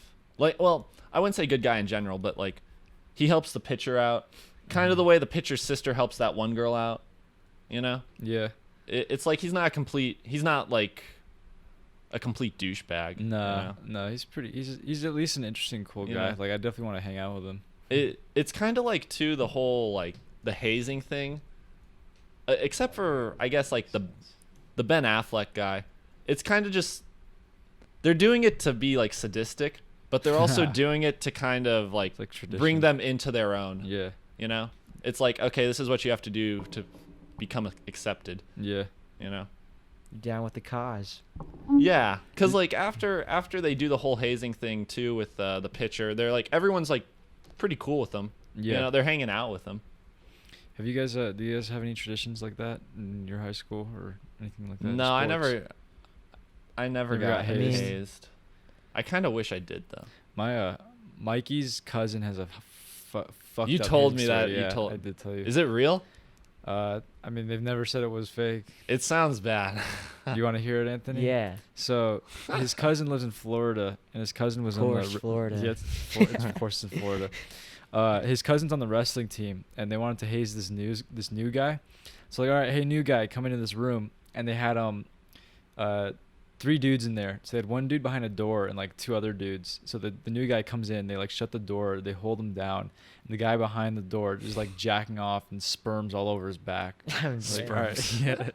It's like, all right, you just got hazed, but it's like really fucked up. It's Yeah. like basically sexual assault. This hazing is it's still kind of like fucked up, but it's not like that. That's bad. I never thought so much about hazing in high school as I thought it was more of like a college, a frat thing, yeah. But nah, I never had shit like that. Back then, Me neither. like it wasn't hazing like that. I think I was lucky because like in the things that I was in, like whether it be band or swimming or like I agree. It is the other assault. the stuff. Sorry, I was talking. Oh yeah, but yeah. It is assault. Keep going. But no, I just found cool people that like just invited me to like hang out with them, and Nice. Yeah. they didn't have Yeah. to jerk off on me or anything. We just You're had now we one went to of have us. burgers, you know. You know. There's like on the baseball team my freshman year, I remember it was like a thing where it's like, oh, you guys don't know what the freshman initiation will be. You better look out. But that's like what it was, where it's just like they like tease just, you like, about it. Yeah. just fucking with them. Yeah. Or like sometimes like they'll just like you're in the dugout and they do like some fucked up shit to you. Oh, But yeah, it's yeah, not really I- that bad. Yeah, I've seen other people though kind of get hazed or whatever, or at least like other like in the band other sections like have the freshmen always buy them food or shit like that. Yeah. And that's not even that bad. That's not like getting spanked by a big ass Yeah. fucking paddle. Yeah. And then in swim like we just have to share showers. It's not even hazing, but like sometimes you just be sitting out in the cold for a long time because they want to give you a shower, but it's nothing really. I don't know. Yeah. Oh man. I know my senior year, this wasn't really hazing, but we were doing this thing where we were basically fixing the infield. We were like fixing the grass. Yeah. And we had to keep going back and forth to the dumpster to like throw out these bags of manure. And we were driving the golf cart there, and this one kid, he found a box of tomatoes in there, in the dumpster. Nice. So like fresh, like normal, like they weren't destroyed or anything. no, they were kind of rotten, but Oh, like gross. they were still like together. Yeah. So we took the tomatoes with us, and a good friend of mine, we got there, and this guy who got the tomatoes, he's like, okay, I'm gonna try this, because like guys will like throw the manure at other people. Yeah. And it's like horse shit, so it's kind of like, It's gross. yeah, like why are you doing that? So he got up behind my friend, I think, and took the tomato and like squished it into his face. And then they like, then my friend tried to like grab a tomato and throw it at him, and they got in a fight over it. It wasn't like a fist fight, but it's like they got pissed at each other, and Fucking it was funny, It was, and then Nasty. it was just funny how like pissed off they got about it. It was Yeah, something yeah. so fucking stupid. And then this other kid I knew, or he's a good friend too, like they were getting in a fight, and then he was like, if you guys keep fighting, I'm gonna quit. What the fuck? It was so stupid, I remember this one time you were telling me about this one kid who like you guys said he practiced martial arts, but like he was so nice he never defended himself or anything like that. What was that? What was that? What was that? Oh. What was that? What was his name? I was telling you about that? Yeah, you were. Yeah, my buddy Julio. Julio. Julio Hernandez. Yeah. Yeah, there were a few like assholes on the team, and anyways, that was, yeah. He had a lot of self-control. Yeah. Julio has a massive amount of self-control. Yeah. He's a cool dude. Yeah. Yeah, he was my homie too. Yeah. He was in the band. Oh, we were, cool. We were drum majors together. Yeah. But yeah. Yeah, when I have some friends come down from Reno, we go to the park, we play wiffle ball and like spike Nice. ball. You gotta Yeah. come out with us. I want Dude, Anthony to come I too. suck at spike ball. I played it for the first Really? time last summer. I Oh. never even heard of spike ball. It's so much fun, dude. It is fun. It's fun. I just suck at it. We kind of suck at it too, but it's okay. Spike ball is Yeah, cool. Julio has like I don't know like the grade of belt in Taekwondo or something, but he's really good at it. Yeah. I think it'd be cool to get like 50 people and go to like a park or a big field and just play duck, duck, goose. Oh, that'd be awesome. Like just a massive, Create like massive- a huge ass circle. Yeah, like a big circle. And you have to just like run like fucking like almost like half a mile to get around. Yeah, yeah. You like tackle the person. Yeah. All the women would get fucked. Yeah, you gotta have some all- girls all- in there. The girls are just gonna can't just be lose guys. so bad.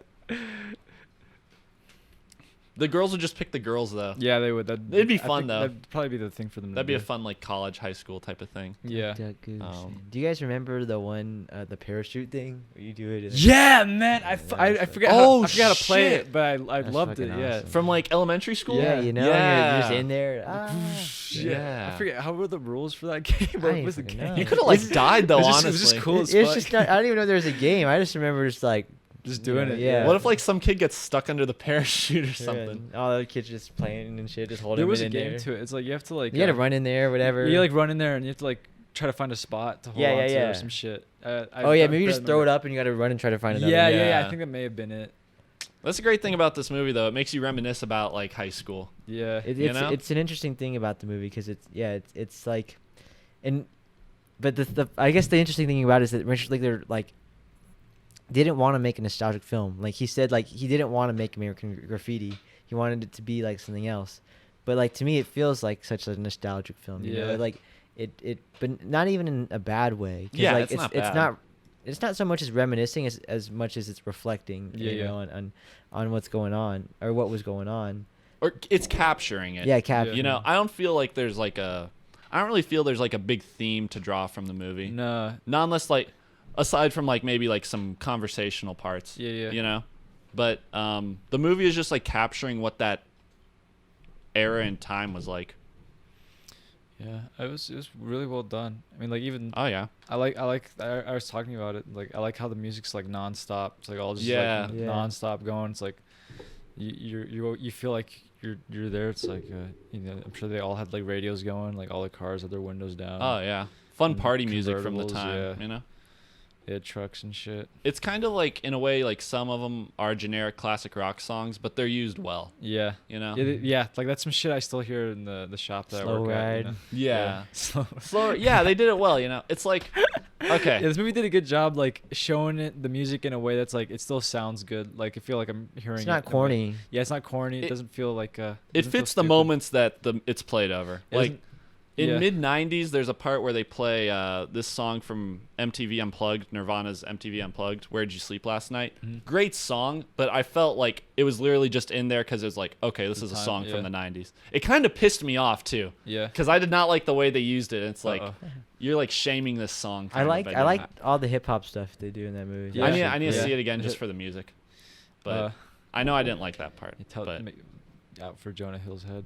Yeah. nah. You fucked Jonah up Hill's the cool. Nirvana part. Jonah Hill's cool. I want to see the movies you make next. Yeah. Yeah, Let's I take- don't know what because now he's like the creative director guy for Adidas. So I don't know. Yeah. He's working on another feature. His music videos, I showed the one to Norby, the Yeah. Danny Brown video I already that song is. I had no idea the video was that cool. with though. Gus Van Sant in it too. man, it You blew know, my He mind. did this one Travis Scott video that was pretty cool. Too. Really? yeah? Yeah. and then he did this one for like this band called like Vampire Weekend, Yeah. and the video's super fucking cool. Yeah. Like the camera, like it's almost like a Gasper Noé thing Oh, where the camera cool. spins and shit. It's really interesting. Make another movie, Jonah Hill. yeah. Jerry Seinfeld's in it at Please. the end. Yeah, make another. Yeah, I just I now agree. I just see like strange stuff. Like I just saw him surfing the other day, and like Yeah, me too. Yeah. it's a big thing because he had his shirt off. yeah. I love Jonah Hill. I like He Jonah looks Hill, like too. such a director now. Oh fuck! There's this one, like this like prank interview during the promotion of Superbad where it's Michael Cera and Jonah Hill, but Edgar Wright's the interviewer. Yeah. And then Jonah Hill gets really pissed off because That video was fake, right? Yeah. I knew. I want- but see that. but Edgar Wright just keeps on bringing the fact that like Jonah Hill's like fat and a loser.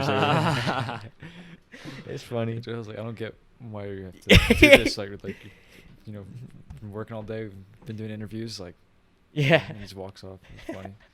That was like a thing though. He was getting typecast as like the fat kid. Yeah, the fat funny Yeah. guy. Yeah. Anything else you guys want to say about Days Confused? Yeah.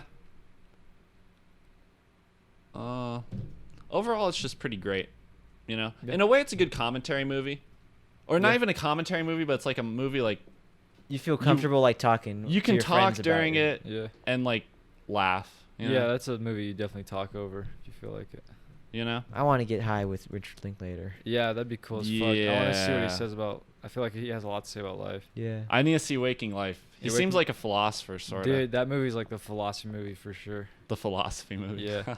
You know, the main character in Waking Life also has like he looks like the picture. He's and- in. No, he's Oh. the. Is it the same Yeah, kid? it's that. No shit. Yeah, that's him. No shit. Wow. That's Yeah. that's cool. cool.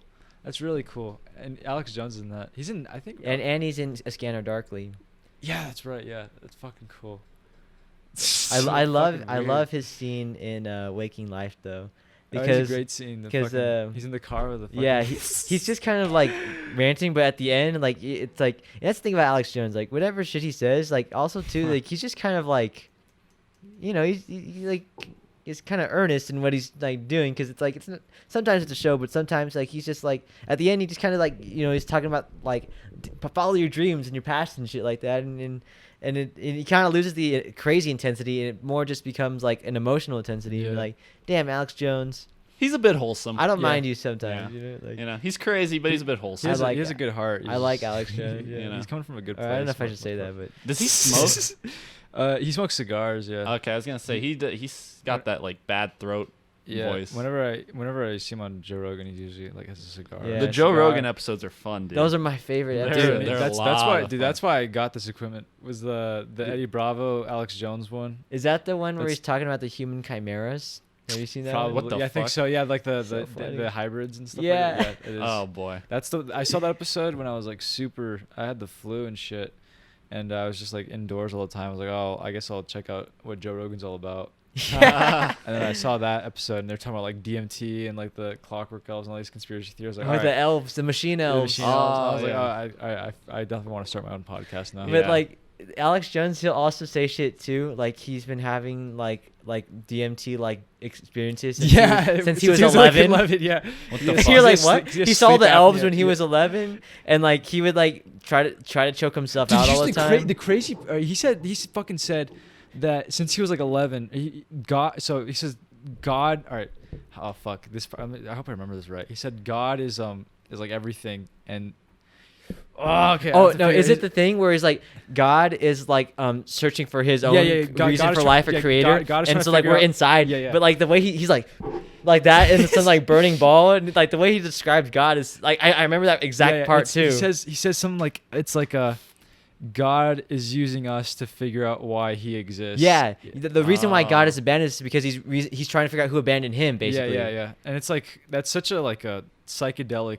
Like you wouldn't think like a conservative would think that at all. Or No, like, like yeah, he but, and like that's really just like some DMT. but his stories Yeah, too, like he yeah. he talks about how like his dad like would tell him like government secrets when he was like 10. Oh, You yeah, know, you're like, yeah. what the fuck? He was talking about like how like in college campuses they would fucking experiment with like DMT on like all their on these test subject Oh, yeah, students, yeah. and they were like, all right, they would just give them like a fuckload of DMT to try to talk the aliens. And it's interesting.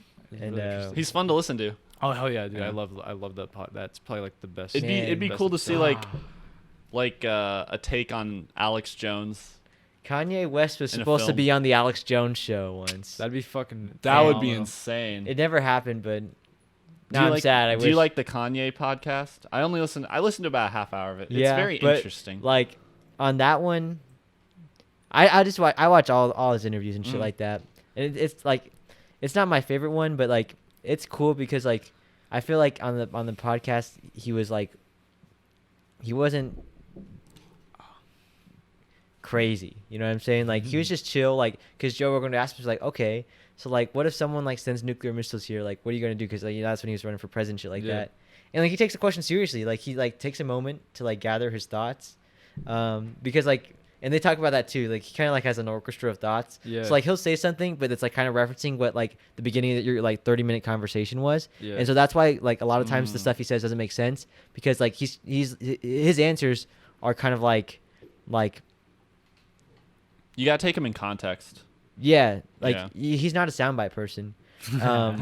But then I like that episode too because they get into like the stuff I'm really interested in what Kanye's doing now is that like he's like building like domes all over Wyoming and shit like that. And I don't know Whoa, if you've what the seen like fuck? he's like posted some conceptual art, but like these are supposed to like be his vision of the future. And like so in these Holy domes shit. it's like self-sustainable stuff, and so like there's water in it, it's plants, but it's like Cool. it's like futuristic like technology's in there too. You all right? Yeah, I'm fine. Yeah, I try to do that once. In a But while.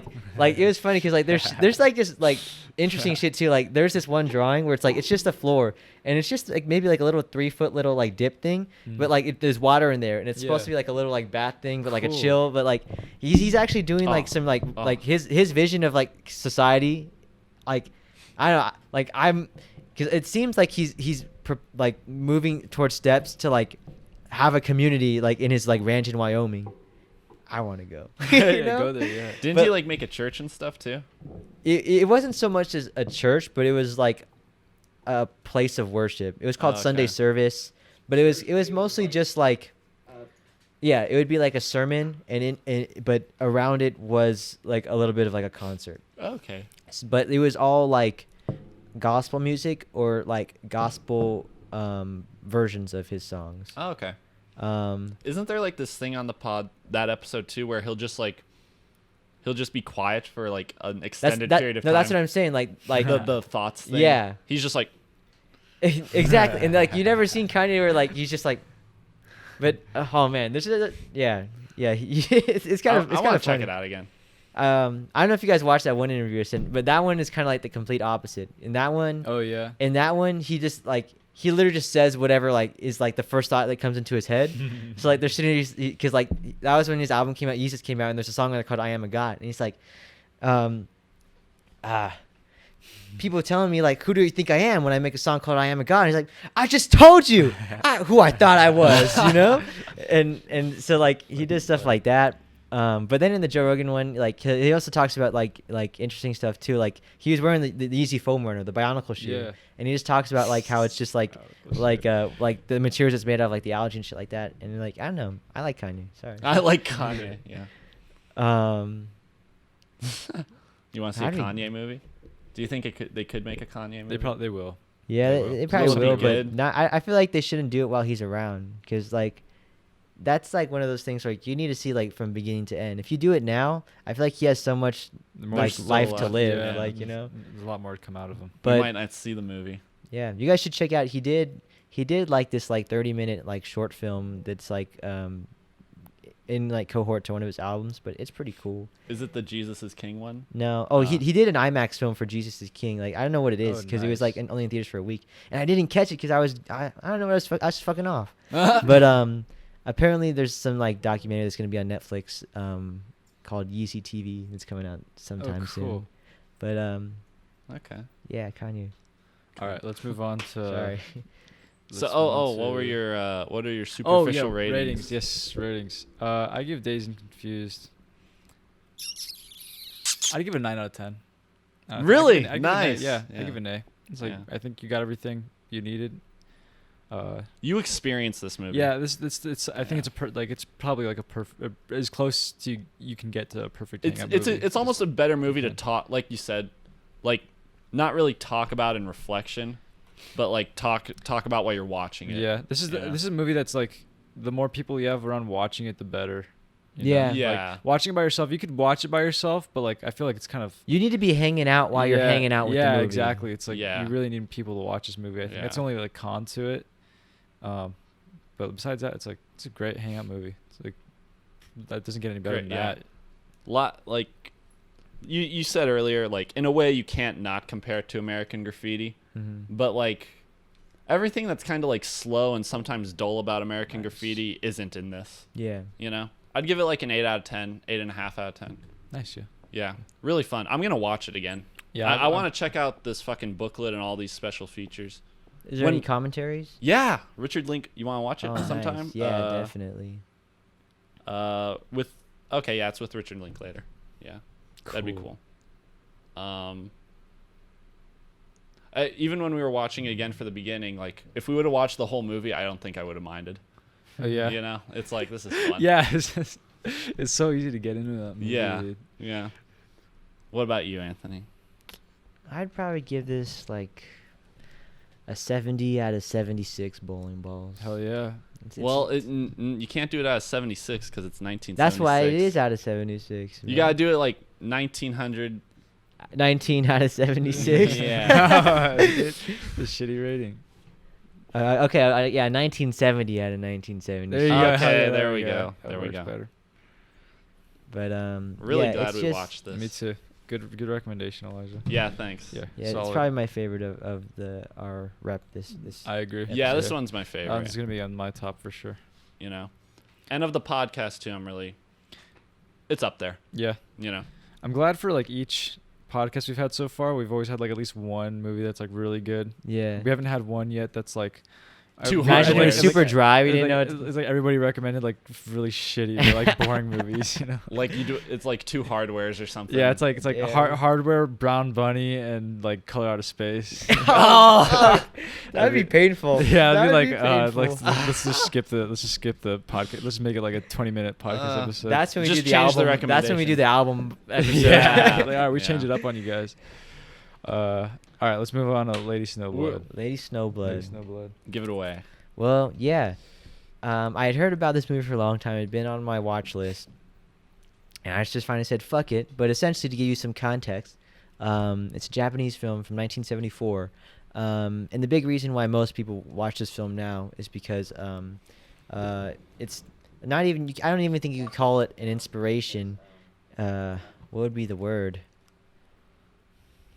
The You got foundation. The foundation for Yeah. Kill Bill. Yeah. Yeah, that's exactly Yeah. the correct word. And so, I'm not gonna lie. Coming into this movie, I had high expectations, you know, and not that I was let down, but I think those expectations kind of like messed with my experience with the movie, because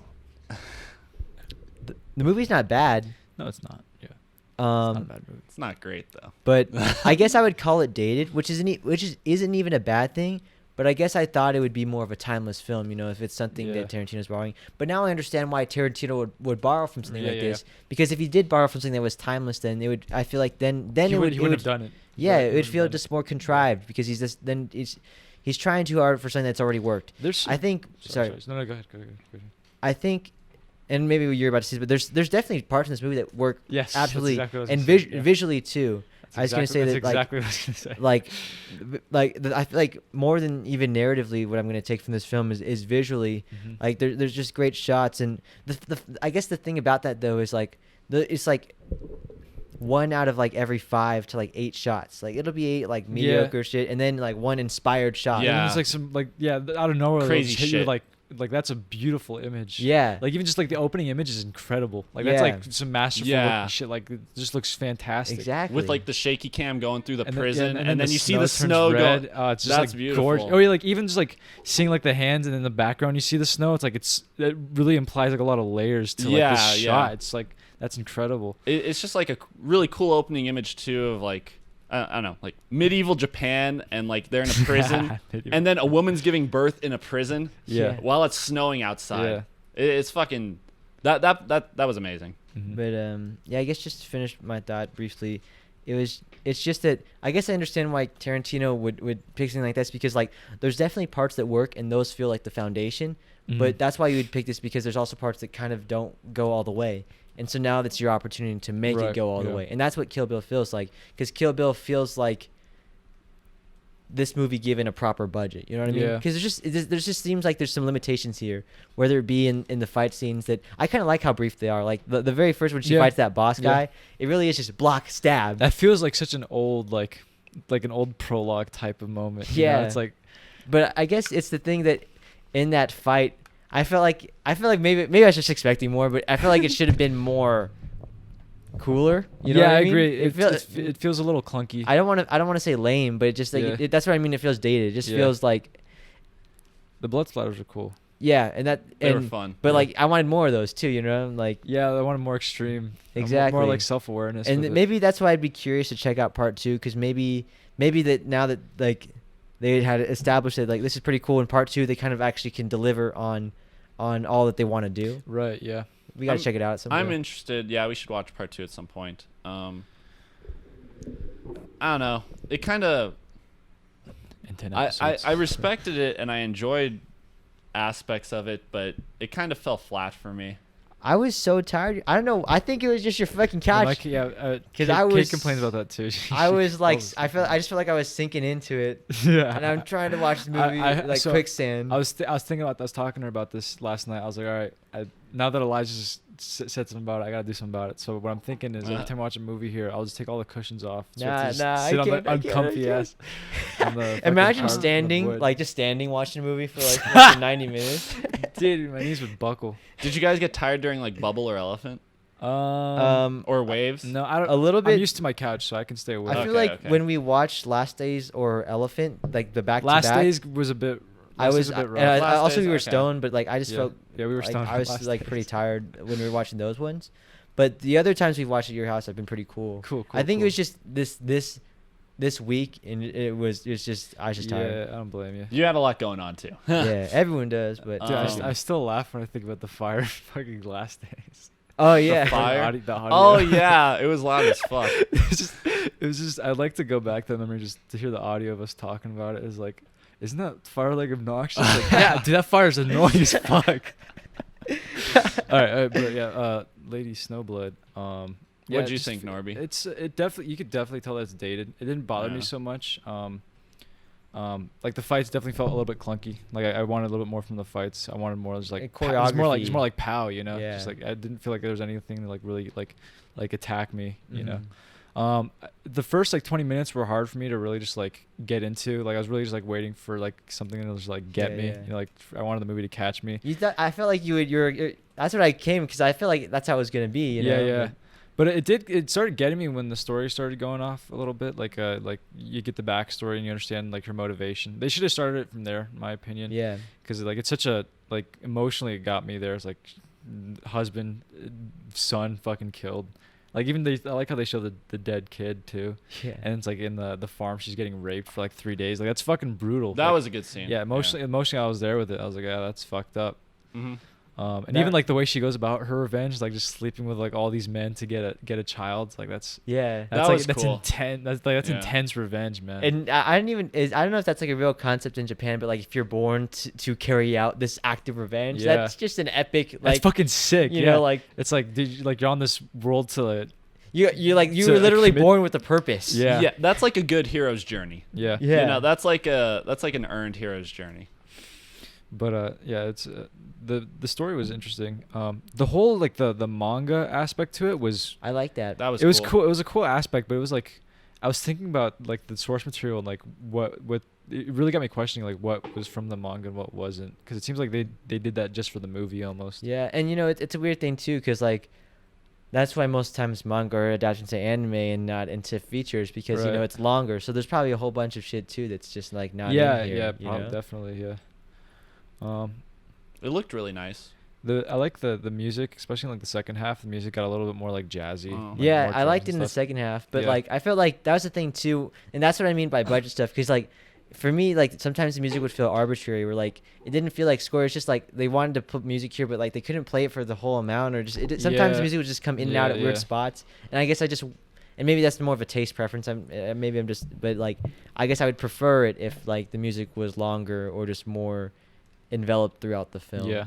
Especially I guess I guess I can't help but like think of it in relation to Kill Bill, which is like It's hard to like, not think about you Kill know? Bill watching this. and yeah. and which will have very like basically the same scene but like Mhm. with music or something, you know, like there's just stuff like that that Is Kill Bill divided in chapters? yeah, there's volume Yeah. 1 and 2. No. Like, you know how this is in chapters? Oh Like it'll show like Ah. chapter 3. 'Cause- Well, like chapter the- 4. Inglorious Bastards is that Yeah. way. I don't remember if Kill Bill is. I think it is. I feel like if I it's not forget. actually like said chapters, like structurally it goes like fight to like person to person. Yeah. Yeah. The same way this one kind of does too. Yeah. It reminded me of Django a lot, because like, like the revenge aspect, or in Django, kind of like it's like a big hero's journey, and then you know at the beginning of Django where like they're walking through the desert kind of, Yeah. and there's like the Django song over it, yeah. and then in this one that they have like she has her own theme song Yeah, kind of, yeah. and I read something that the actress actually sang the song too. Oh really? Yeah, she's like a musician, Hmm. so that was pretty interesting.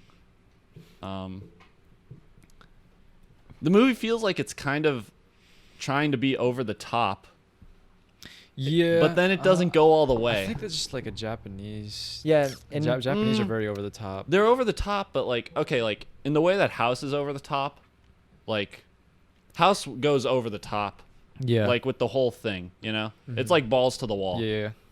It's like trying to almost like outdo like Yeah. the They're last scene. just pushing themselves. This doesn't feel like that. It's like you guys said, like there's some like great moments, but the parts in between, I was just kind of like, okay, like Yeah. it made me think of like other stuff. It was almost hard to concentrate on the movie, kind of. exactly. And I mean, maybe that's my fault as like the viewer, but I don't know. It did not really engross me. I guess maybe I should have been like I think I just need to readjust. I should have readjusted my lens of going in, because knowing like Tarantino, like sure he likes like great films, but like most of his references are from like mediocre to subpar Yeah. films. Not that this is a mediocre to subpar film, I would say, but that I guess I was just expecting a little bit different. But or it's like just knowing what you're getting in for too when you're watching just like a 70s sort of like, I guess I would call it like the equivalent of like an American 70s like slasher flick, in terms of what you're getting. It's the same thing with like an Asian like samurai or like a kung fu like movie. Yeah. Because I think of something like the Shaw Brothers films, who like they were like the Hong Kong like kung fu filmmakers. Like they did like Disciples of the 36th Chamber, Flying Guillotine, all types of shit. And those ones are pretty funny and corny. And part of that comes because most of those just have an English dub that's like the crazy, like the stupidest thing. Yeah. But also too, like in terms of like, they'll just have like interesting action, but then like just like lame stuff. And that's kind of how this movie felt to me. Like there's interesting parts, but then like the parts around it just weren't hitting. Yeah, I agree. Yeah, I was kind of bored from Yeah, nothing in this movie Yeah. feels like it should hit as hard as. Kill Bill or Yeah. anything Tarantino. Yeah. Like if I had to watch like all the movies that inspired Tarantino over watching a Tarantino movie, I'd rather watch a Tarantino movie. Yeah, yeah. You know? It's interesting though, because like just from this conversation, it's clear though that this movie has had an impact on him and Yeah. like Yeah. throughout his whole filmography, and so I'm at least glad for watching it for that reason. Yeah. It is good to kind of see what influences other filmmakers and stuff. Well, like that's too. what they say about artists. You find people you respect, and then find who they respect. Right? Yeah, exactly. There's like a few like parts where like the music and like there's like a few horns that reminded me of like Tarantino. Like fuck, I don't know if they're like trumpets or something, but there's like some like. I'll just have to show you guys. Yeah. I can't- Nice. I'm not gonna make mouth noises to it. Like no, I'm not gonna do it. But yeah, it's like all the references are pretty obvious when you watch this. Mhm. Yeah. I would like to see some more of his I wonder influence. what else this filmmaker made. I like the way the That's- blood looked. Yeah. It just looked like paint. Yeah, It was it looked super like it looked like awesome. it didn't want to get in my mouth. Yeah. It looked like it would taste really It like looked chalk or yeah, something. Yeah, exactly. I liked it too. I like how the blood spurts are like over the top. Yeah. They're like, there's one scene where I forget if it was the boss or not, but like she stabs the guy, and you see her take the knife. So you see her like start with the knife in him, Yeah. and then take it out. You see her take it out. Yeah. You know what I'm talking. Yeah. And that was just like, I appreciated like the effect of Yeah, that. that's cool. You know, they made it look like she actually stabbed him. And then like at the end where she cuts the lady who was hanging in half. That part was cool as fuck. That's- Yeah. I think my favorite like visual part is like right when the first chapter starts, where they're walking through that little like I guess village, and it's Yeah. snowing. Yeah. That just looked so beautiful. It looked I cool, really thought yeah. that looked I don't know if oh boy. these are porns or not, but it seems Let me like see. after Lady Snowblood, he just Made either porn. made romance or porn. But I'm pretty sure it's porn. Interesting. Oh, and maybe before that too. I- Lady Snowblood is kind of just the I exception. feel like this is a movie though. Funny. But it seems like he only did the first one, so maybe the second one Weird. might be. That'd be interesting Fucking because they were weird. made super close together too. Yeah. Fuck. It'll come to me in a second. I think my favorite image was the like literally the opening image for me. Yeah. Is probably the Yeah. strongest. It's very strong. That one, the one where the lady's like praying in green. Oh yeah. That's like the only use of green in that. Like that's like Yeah, the strongest use yeah. of green in that entire movie. There's a shot of. There's like multiple shots, but I guess I like the shots of her like training, and you see like the ocean in the Yeah, background, yeah. like in the field, it's like wide. There's this one shot like it's like a top just looking down, and like they're just like in this like it almost reminds like an old boy, like Mhm. you know how when he comes out Yeah, it's yeah. like in the corner, and like I forget who it is, but someone's just laying there. That one's pretty beautiful. The snow stuff looks great. Yeah. So that looked to good. me, actually, like the more I think about it, snow is just like cinematic. Yeah. So I like snow. I feel like if you saw this is like a nostalgia movie in a way, where it's like if you grew up watching this, I could see how you really like Dude, it. imagine watching this with Tarantino and you're just like, oh, it's all right. And you just look over at him and he's crying. Oh, No, I he'd guess he probably did fucking do- cuss us out. He'd probably Yeah, he'd tell probably be us, like, I'm not watching a movie with you guys ever again. Oh, I guess no, he did here's do the why second one. you're wrong. Yeah. Basically. He'd say something like that. The whole podcast would turn into like an hour-long lecture as to why we're fucking Do your idiots. best Quentin Tarantino impersonation. I can't do it. I've never even tried. Just go for it. Improv. You just gotta talk what with he your says. hands. What is he? Oh, yeah, he knows. What's what he said? No, just say something like. And the way he laughs is very distinct. I always remember, like, it's I can't do it, but I can't. it's like- I can't. ha ha ha ha ha. But more manly. He kind of leans back. Yeah. And he'll like do a clap or something. But it's just the way his mouth is structured, where like his lower He has jaw like, is he like, has like, shin. he has like an underbite, yeah. a little bit of an underbite. His chin's huge. Yeah. Well, here's the thing. He almost reminds me of like Ben Shapiro almost. Yeah. A little bit. Kinda like Yeah, Ben for Shapiro. real. Here's why Lady Snowblood is the definitive kung fu movie of the, Yeah, of and the it's- Japanese movie of the 1970s. There you go. Yeah. Fushitawa Yagamasha. The thing about him is, after he did That's Lady pretty- Snowblood, it's he pretty good. kind of moved into the pornography industry, and There you go. despite that, he shit like that. Yeah, you know? it's good. You just move your hands Yeah, a lot. he and talks like he's never smoked weed before. He's so fucking neurotic. Apparently, he's like a massive stoner, though. Yeah. I feel like he's done a lot of drugs. Yeah, definitely. I don't know how people can be massive stoners and still talk like normal people. I'd like to see what he's like on set. That'd be interesting. I hear the he- way he directs. Yeah. He's pretty good. There's this one story I heard from Django that Jamie Foxx said, where like he showed up on the first day and he was just playing it way too cool. He's like, stop, stop, stop, and they go into the fucking dressing room and he's like, you're a fucking slave and you gotta play like a slave. Don't ruin my fucking movie. Yeah. Fucking Tarantino, man. You're a slave. That's funny. But Well, it's I kind of. think it's a thing too, where I would even say I would speak for all of us in this, that like I think we're not that well versed in like the 70s genre Yeah. samurai films. And yeah. so like even though Yeah. this one might be subpar, maybe the rest of them are actually dog shit. And so this one being Mhm. this good is kind of revolutionary. Yeah. And so I might give it the benefit of the doubt in that Yeah, aspect, it's because a I good don't way to know. look- good way to He's look seen at a lot more movies than I think. All He's of us, probably yeah. seen. Yeah. it.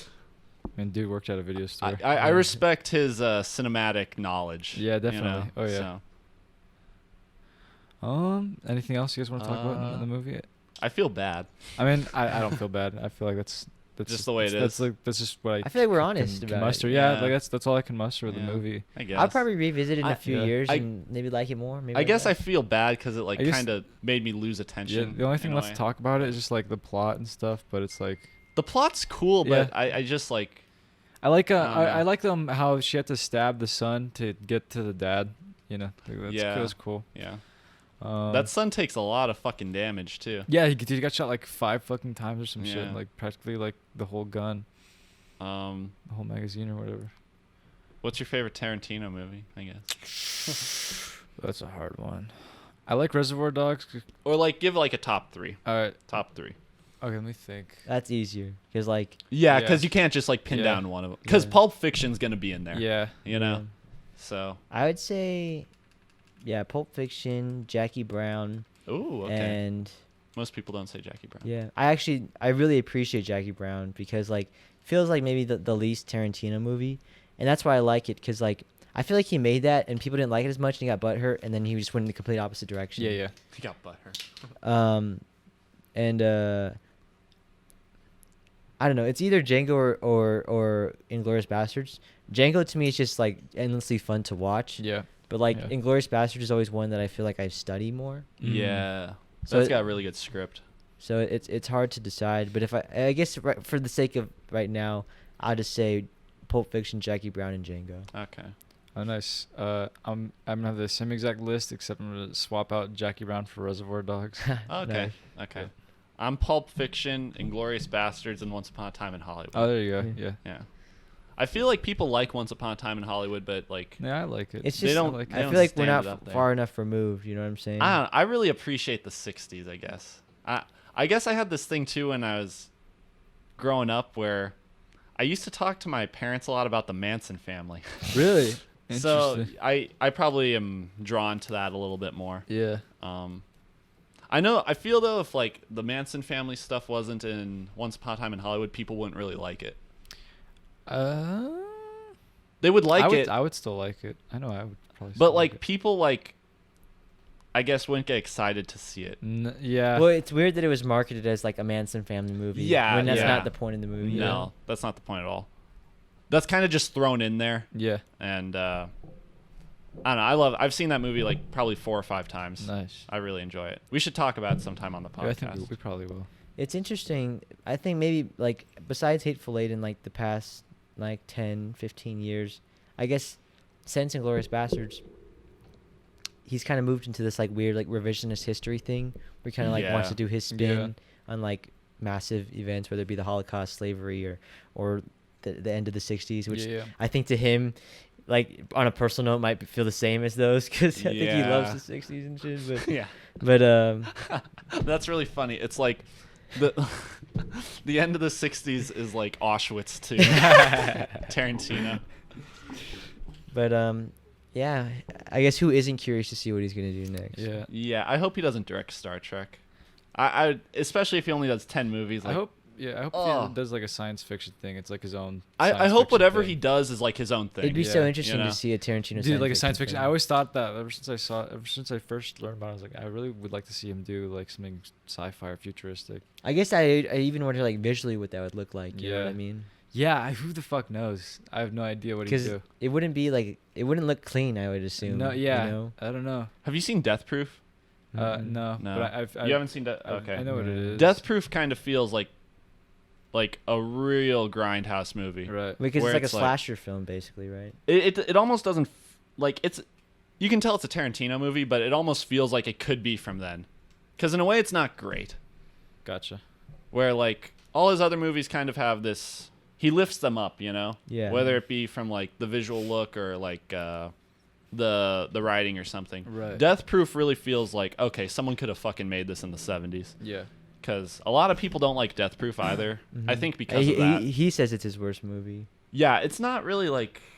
It's cool. It's cool, but I it's feel not like, a great movie. I feel like it's a thing too, where like, especially because like he was just doing it with Robert Rodriguez, they're having fun. Yeah. I think he like really enjoyed like was having fun with it. But then like, because Tarantino is one of those filmmakers for the most part where like, he's always like tried to like look forward in like terms of his filmography. Like he doesn't want to make a movie unless like he can put it in like his collection of shit. Right. And Death Proof feels like that thing where he just like made it to have fun. But he's Yeah. not that type of artist. He's always been one to like if his name's to it, it means something. you Right. know? Right. Yeah. So, I guess, and then to each his own. Because then, like, I think of people like Soderbergh or Linklater who kind of just do what they Yeah, want, yeah. and like retrospectively, like they have good ones, bad ones, but like they're always just like exploring stuff. And I don't know. I guess it's two different outlooks on how you view your creative output. I was gonna say like Richard Linklater kind of reminds me of Steven Soderbergh. Yeah. And how like they explore like kind of like different aspects of And films. always like challenging different type of themselves. films. Yeah. Yeah.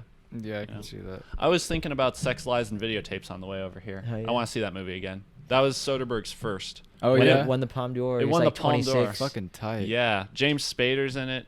I think he won like Best Actor at Cannes too. Mhm. Cool. Interesting. When I saw it too, I was kind of hyped up because it won the Palme d'Or, and I enjoyed it. But I guess like kind of like this, where the hype outweighed what I felt about the actual movie. Right. But like thinking back on it, I think I might enjoy it more now. Oh, okay. So, What would you guys rate this movie? you have anything else to? Hmm. I mean, maybe like a 4 out of 10, 5 out of 10. 5 out of 10. Damn. Yeah. Interesting. I What like, would you give it, Anthony? not that it I would Isn't- give it. good. I feel like it does what it's trying to do, but I Yeah. just didn't enjoy it that much. I would give it like. Tarantino, he watches this. Bye bye to these guys. Like if a student brought this to me. Maybe I'll give this like a 14 out of 20 stabs. There you go. You have 20 stabs or snowflakes. So, Bloody snowflakes. I would probably give this like a passing, like a C minus. yeah. Yeah, like you get a C minus. That needs some work. Needs some Yeah. work. The potential's there. Yeah. I see the gold, but Yeah. it's still It's inside 40 the Still years. rock. covered in shit. Yeah. There's about 30 years away from the gold. Yeah. I'm not even a huge Kill Bill fan though either. Me Oh, neither, really? So yeah. maybe like Yeah. if I was more into like samurai type of thing. Even though I didn't put it in my top 3, Kill Bill is like the one I find, I guess besides Django, like the one I could just like put on anywhere, and it's just kind of fun to watch, like parts of Yeah. it. Yeah. But I guess you could say that all his movies. Never mind. But Kill Bill, I think it's also just because I have appreciation for Asian action. Asian films. action. Asian action. Um, I like how Japanese people talk. Oh, They're yeah. so fucking funny. Yeah. Yeah, see- Even like gruff like Japanese people. They're like, oh, Yeah, exactly. That's why I like the Korean language, because it feels kind of harder. Like yeah. Yeah.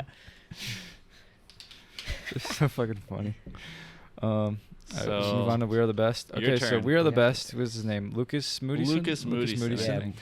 I've seen a few of his images, and I thought the logline for this was interesting. I wasn't aware that it was like a family movie. I thought it was just like not rated. I was like, oh, okay, this looks like it'll be kind of cool, and it has some cool parts. But it's like what? It's about these 3 girls who make a punk band, and they don't know how to play instruments, and it's pretty much just like a slice of life. it's a wholesome movie. It's pretty wholesome. You Yeah, know? it's like a movie Coming you of could show age. You could show this movie to anybody, pretty much. Yeah. Like, Coming of you age could show this film like for you could sure. show this to like a kid, you know.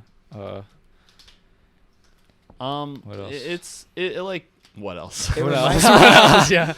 It reminds me of this other movie that's similar. It takes place in the UK, and it's kind of just about these kids from the 80s that start a band together. And I like that movie more than this one, but that one is a bit more, I guess. Is it like more adult? No, it's just more. Because this one, I feel like the interesting thing about this movie is that like it feels more slice of life than like kind of narrative, because like Yeah, there's definitely. shit going on, but the movie ends where I thought there'd still be like 20 minutes of like a come down, but like they have this like performance and like we are the best and credits. Yeah, I think. Yeah. And the other movie kind of has more of like, I guess, the traditional like sort of. It's more like structure. climactic. Yeah. This was kind of anticlimactic. Yeah, it you know? definitely was. Yeah. I guess. Sorry. Or it's like the show wasn't even like anything too special.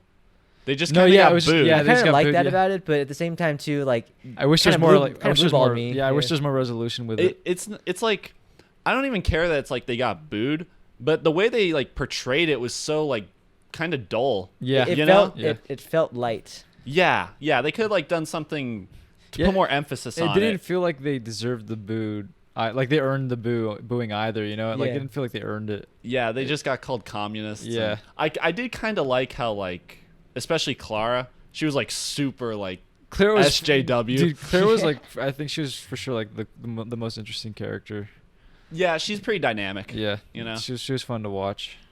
I think I guess my biggest problem with the movie is that like it's a movie I think that requires in terms of the storytelling to maybe like put yourself more in a intimate view of these characters and kind of show you how they're feeling or like what they're going through, but it kind of has more of a fly on the wall approach, and I think that's just Yeah. in the way it's shot and in the way it's presented. It feels more removed in terms of like yeah, definitely. where the audience is supposed to be. I was think. gonna ask you, what'd you think of the zooms? Fucking. I didn't like. I thought it would be a thing where like I don't like this at first, but I get used to it. Yeah. I never got used to it because like Really? it was just it seemed arbitrary because like they would just start a scene like that and then it just. They just zoom in. I guess also I'm not like okay. I like zooms if this is a movie in the 70s, but for the most part I'm not the biggest fan of zooms. Well, you know who does kind of like it reminded me of? Come on, Lars von Trier. I was gonna bring that up too. Yeah. Because not even just in the zooms, but like Oh, really? in just the way that it's shot overall. Because I Shaky wouldn't. cam. Yeah, not just the handheld, but not. I guess like in the way that it was made. Because I'm not gonna say that there was improvised, but there's a feeling of improvisation that I get mostly from the editing. Because like a lot of these feel just like 15-minute takes that they kind of like pick the best pieces of. Right. Yeah. Because like yeah. the shots kind of move in awkward ways that Right, feel like it's yeah. just like a long like take that I is can see moving that. around. And to me, that feels very Lars von Trier, where it's kind of just Yeah. like capturing moments Mhm. in between and all that stuff. I heard, I was reading some reviews about this movie too, and someone brought that up that like this is like sort of like the Swedish Lars von Trier, because I guess he's a controversial guy. But I Oh. couldn't find any of the controversies, so I don't know. What else has he made? He made like a Love Lilia Forever or something, or Lilia Oh. Forever, and this other one that has like a. Those are the ones. Those are the ones that I really wanted to check out, but I chose this one. I chose this. Yeah. I hate the I've been title. there. I don't like the Yeah, I title. don't like I the feel like title that's either. one of the things too Oh. that like it works better in translation. Like you Yeah, know, like that- some words just like our phrases sound better in other languages. We are Yeah. the best. No. In America, it doesn't. You know, sound that I cool. kind of liked it though. I enjoyed enjoyed it. Yeah, it's not enjoyed like I it, yeah. disliked it. It's just like, I guess the thing I wish It's I just, liked it more. it's like it's just a family I, movie. I feel like this is one of those movies Yeah. that if you wanted to, you could really pick it apart. Yeah. And it's like I'm watching this and it's like, you know, I enjoy it.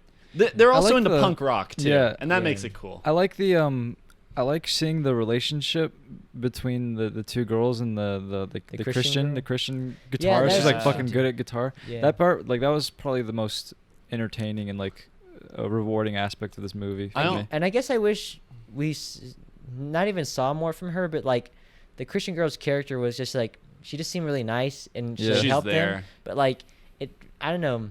She didn't get like So like She didn't have a huge- scene, you know what yeah, I mean? she Like didn't a get scene where like we the closest got thing it. she has to like a scene is like when she shows off the guitar skills to like the older guys. and it's Yeah. like kind of that's like her uneventful. yeah. You know,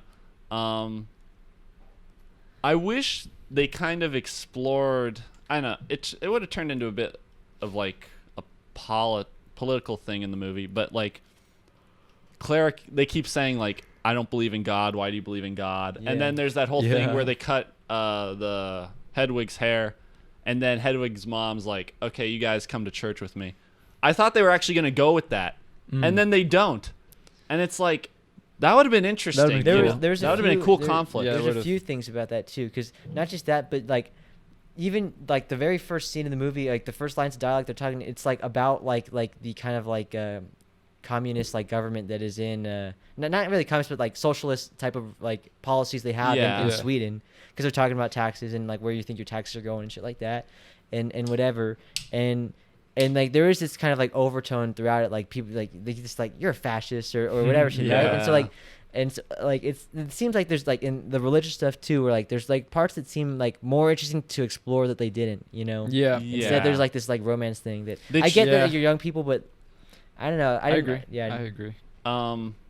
I like that part where they're trying to get the free food, and they're like, "What? Are you a conservative?" Yeah. Oh, no, that's not fascist or communist. It was conservative. They kept No, on bringing up. there's a conservative. line though There's, where they say fascist. it's when they're drinking the beer, and then The the brother takes brother it. makes them go into the bedroom, and she's like, "You're a fascist." You know. I like that though, because it like pokes fun at that too, Mhm. because like they're young and they don't really like, in a way, they understand the like that the scene, words They understand the scene. they understand the scene. They understand like the words like have a meaning, but like, or they have like a connotation, but they don't really like understand. Yeah. You know why they're using them, kind of. And I guess I don't know that much about Swedish history too, but I guess maybe it's also just because of the era that punk was in. But I don't know if that has something to do too Uh-huh. with like the political like undertones that are throughout the movie. I don't know what's going on then though. I feel like just in general, punks are liberal. Yeah, well, Like, at least super nowadays, liberal. nowadays they are. Nah, even back then, Yeah, like it was a different kind of liberal though. Yeah. It was a different. It wasn't like PC. It was like Fuck the man. Anti. yeah, it was like fuck them. It was like really just Yeah. like really rough. Yeah. Rough liberalism. Like nowadays, like punk is like really just it's just PC SJW stuff. Well, I mean, but if they think they're punk, you know, whatever. I know. I think it's just Yeah, that like yeah. like the actual punk or like that punk, it lies outside either like the left or right Yeah, spheres, it's like- spheres of politics. That's like Yeah. transcendent punk. Yeah, that's like actually what punk. Punk is just supposed to be like, just whatever the fuck you want it to be. Yeah, It's it's just, just- just DIY. You're anti everything, Yeah. kind of. You know. But yeah, but especially back in the 70s, it was a lot more liberal. Oh yeah. Yeah. But like a cool liberal. Yeah. It's not like the annoying thing now. Yeah. I was gonna say, I don't know. I'm not gonna get a job there anyways, but the two Whoa. main characters Whoa. That's like what you need to look like if you want to get a job at Zia. Yeah, we were talking about that too. Man, I got all the way to the interview. I got an interview with them, Really? and because I always wanted to work there, because working at a video store, Yeah, shit yeah. like that. That'd be cool as fuck. You need to I'm look. I'm You still need, you need to sad. look like a punk to work there. No, I'm just still sad. you need to be gay. What? No, but like I mean, you don't have to. no. I shouldn't have said that. I think the way you said it too, just is like. You need to be gay. No shade directed towards Zia Records or anyone that works Zia. there. I love going there. I've spent. I like the employees I've too. You guys spent- are nice. Yeah, you guys are so nice, And if I ask you a question, you answer it so nice.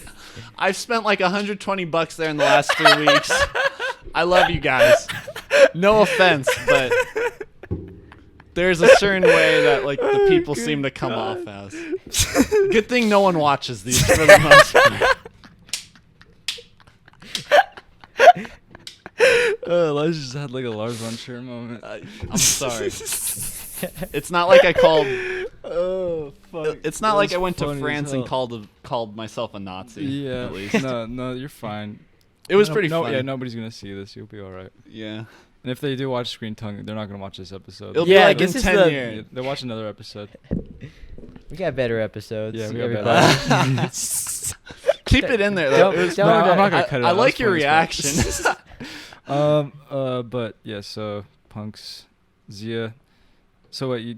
I got Lady Snowblood from Zia. Oh, nice. And this from Zia. You guys are awesome. I love you. We were just Is there. it on really Friday. hard to get hired there? It'd be cool to work there. Okay. I would think it's. I don't know if it's hard or not, but like Honestly, it's like you gotta know I someone. felt. felt like I was lucky to get the interview because like Oh shit. yeah. So I know. like when I applied there twice, and to be fair, I didn't have any work experience, so that probably had an impact. yeah. Yeah.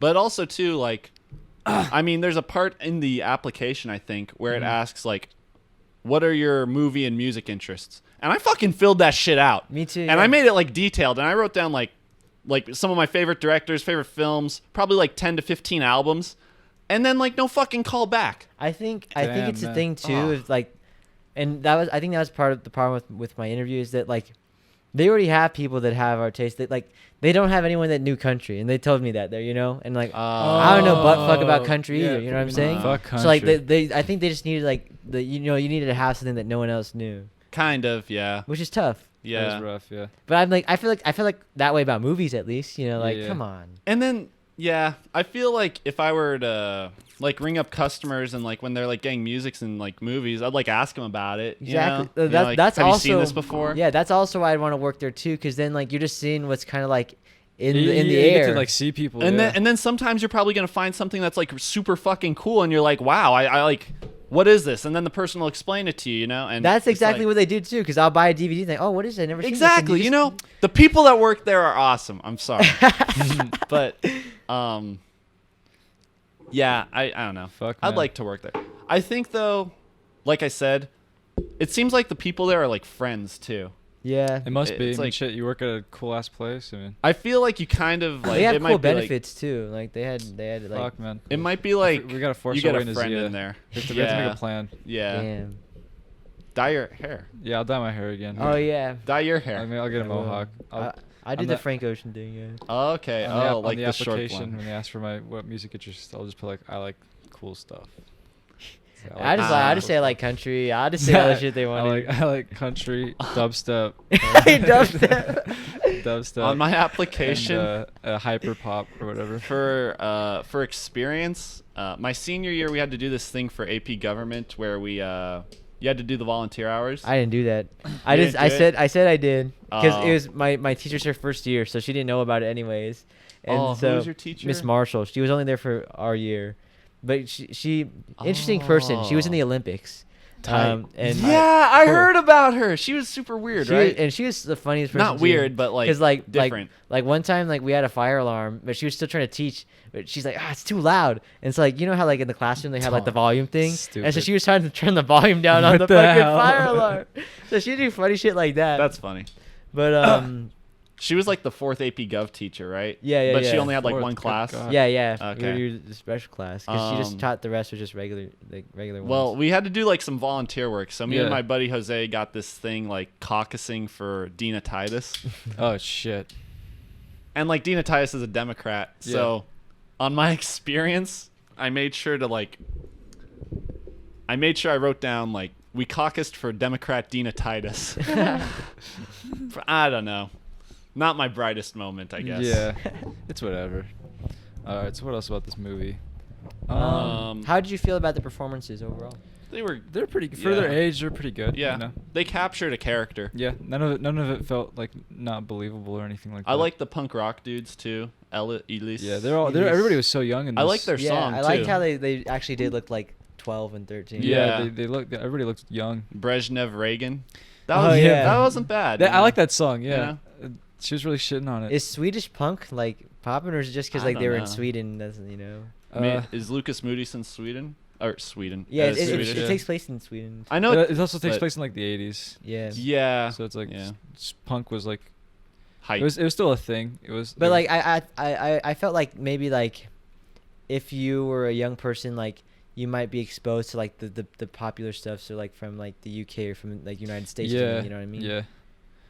But It seems like the Swedes had some pretty decent punk Yeah. music. You know? Like I would probably listen to it. the guy tried to dress like Sid Vicious. Yeah, I thought that was they cool. had they had like the lock. You know? fucking, They did a good job of like making Chain them look necklace. like punk rockers. Yeah. You know, where they kind of have like that short haircut. Yeah.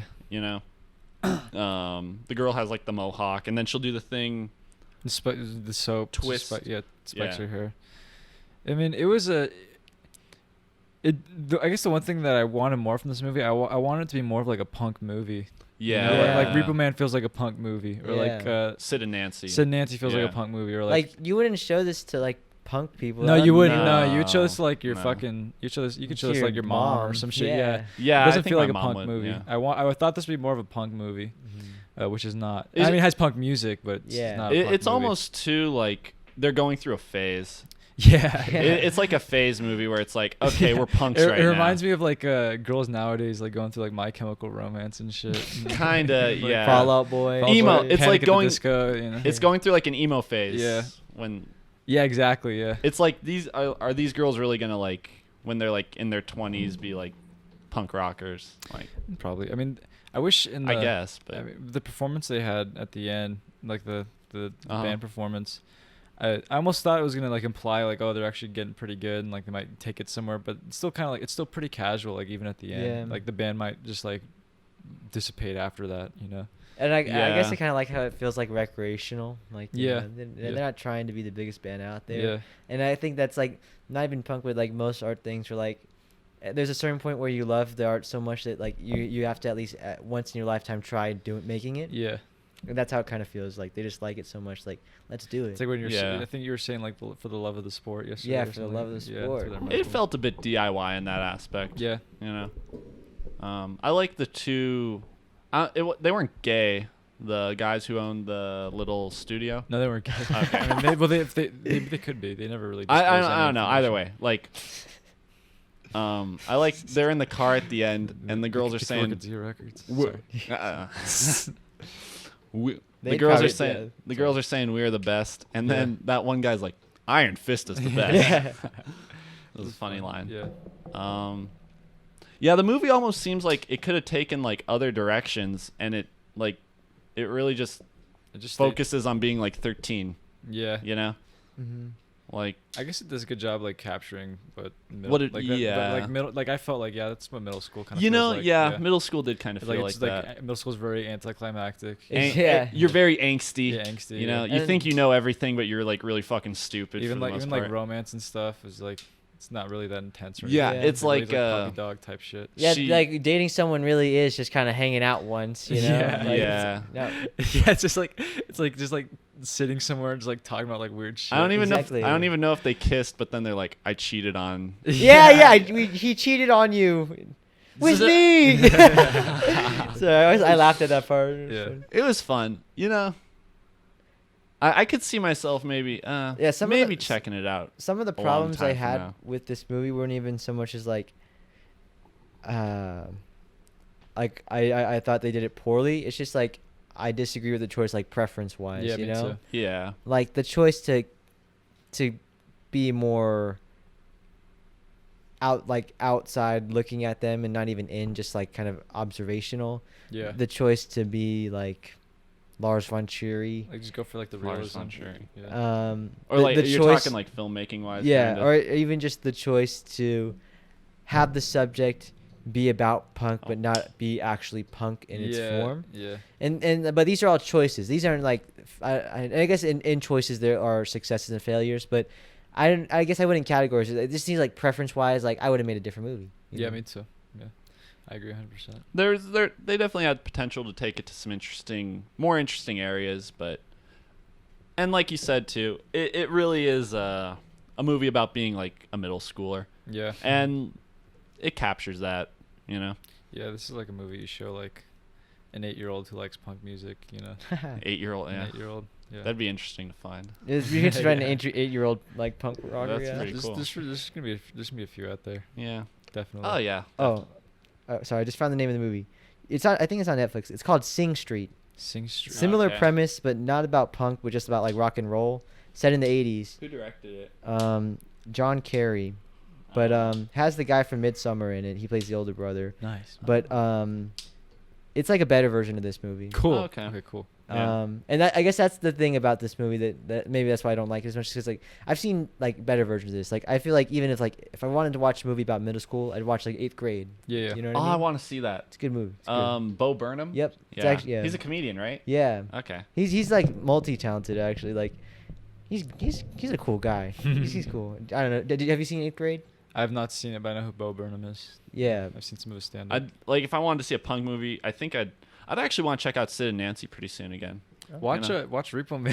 Yeah. Oh, yeah, There's a yeah. criterion for it too. Yeah, watch, yeah, yeah. Watch Suburbia, not the Not the Richard Linklater Richard. one. There's another Okay. one by the lady. She made a Oh, documentary. Yeah. That one has like a pretty interesting She directed Wayne's opening World. image. Yeah, it's an interesting movie. The Okay. pacing's fucked up in the middle. The movie's all fucked up in the middle, but it has some really cool parts in it. Okay. It definitely feels like a punk movie. Yeah. Yeah.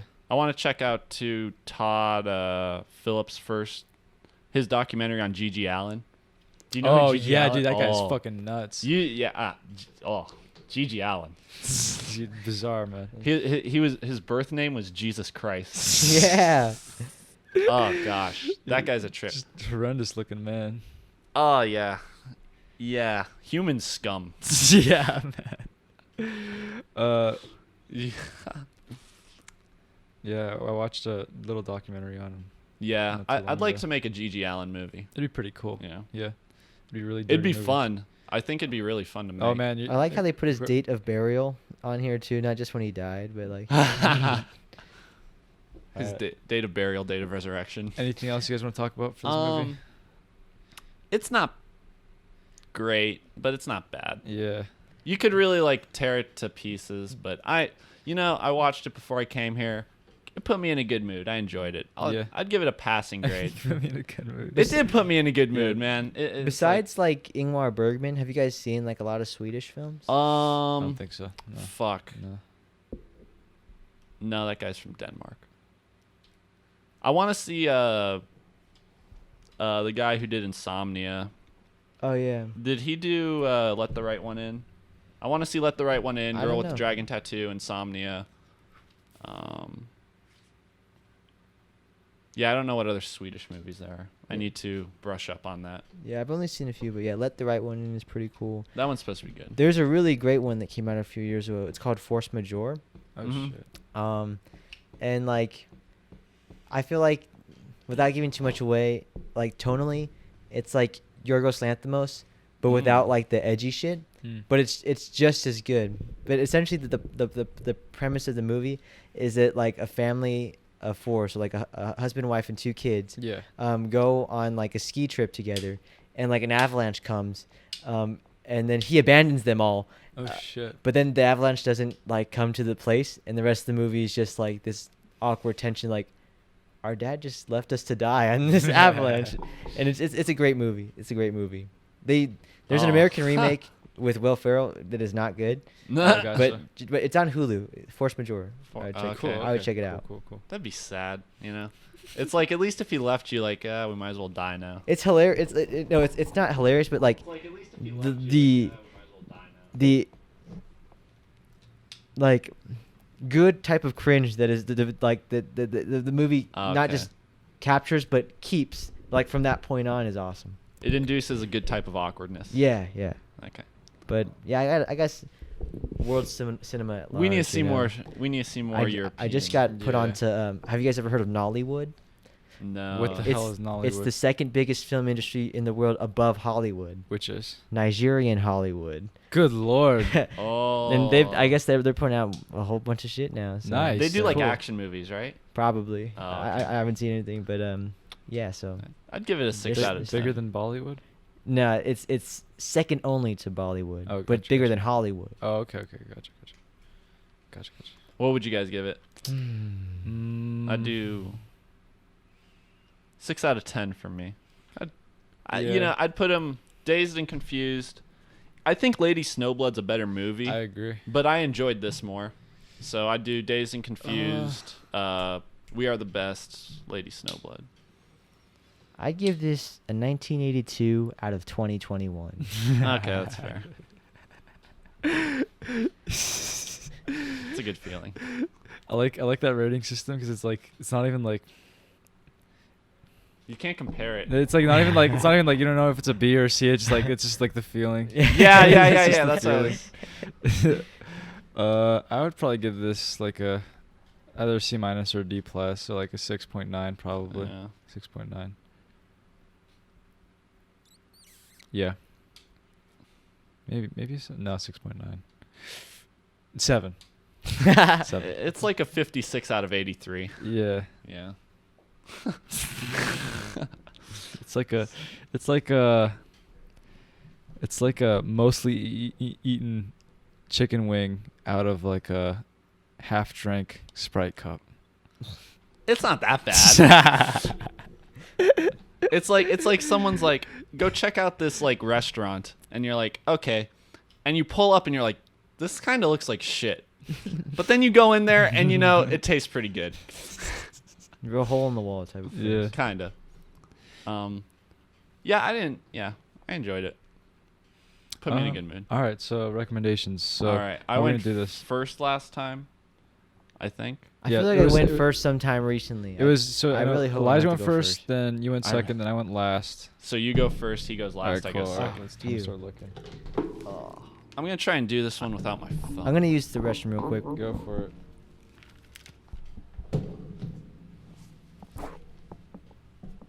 I have an idea of what I want to recommend, but I don't even know if I'm ready for it.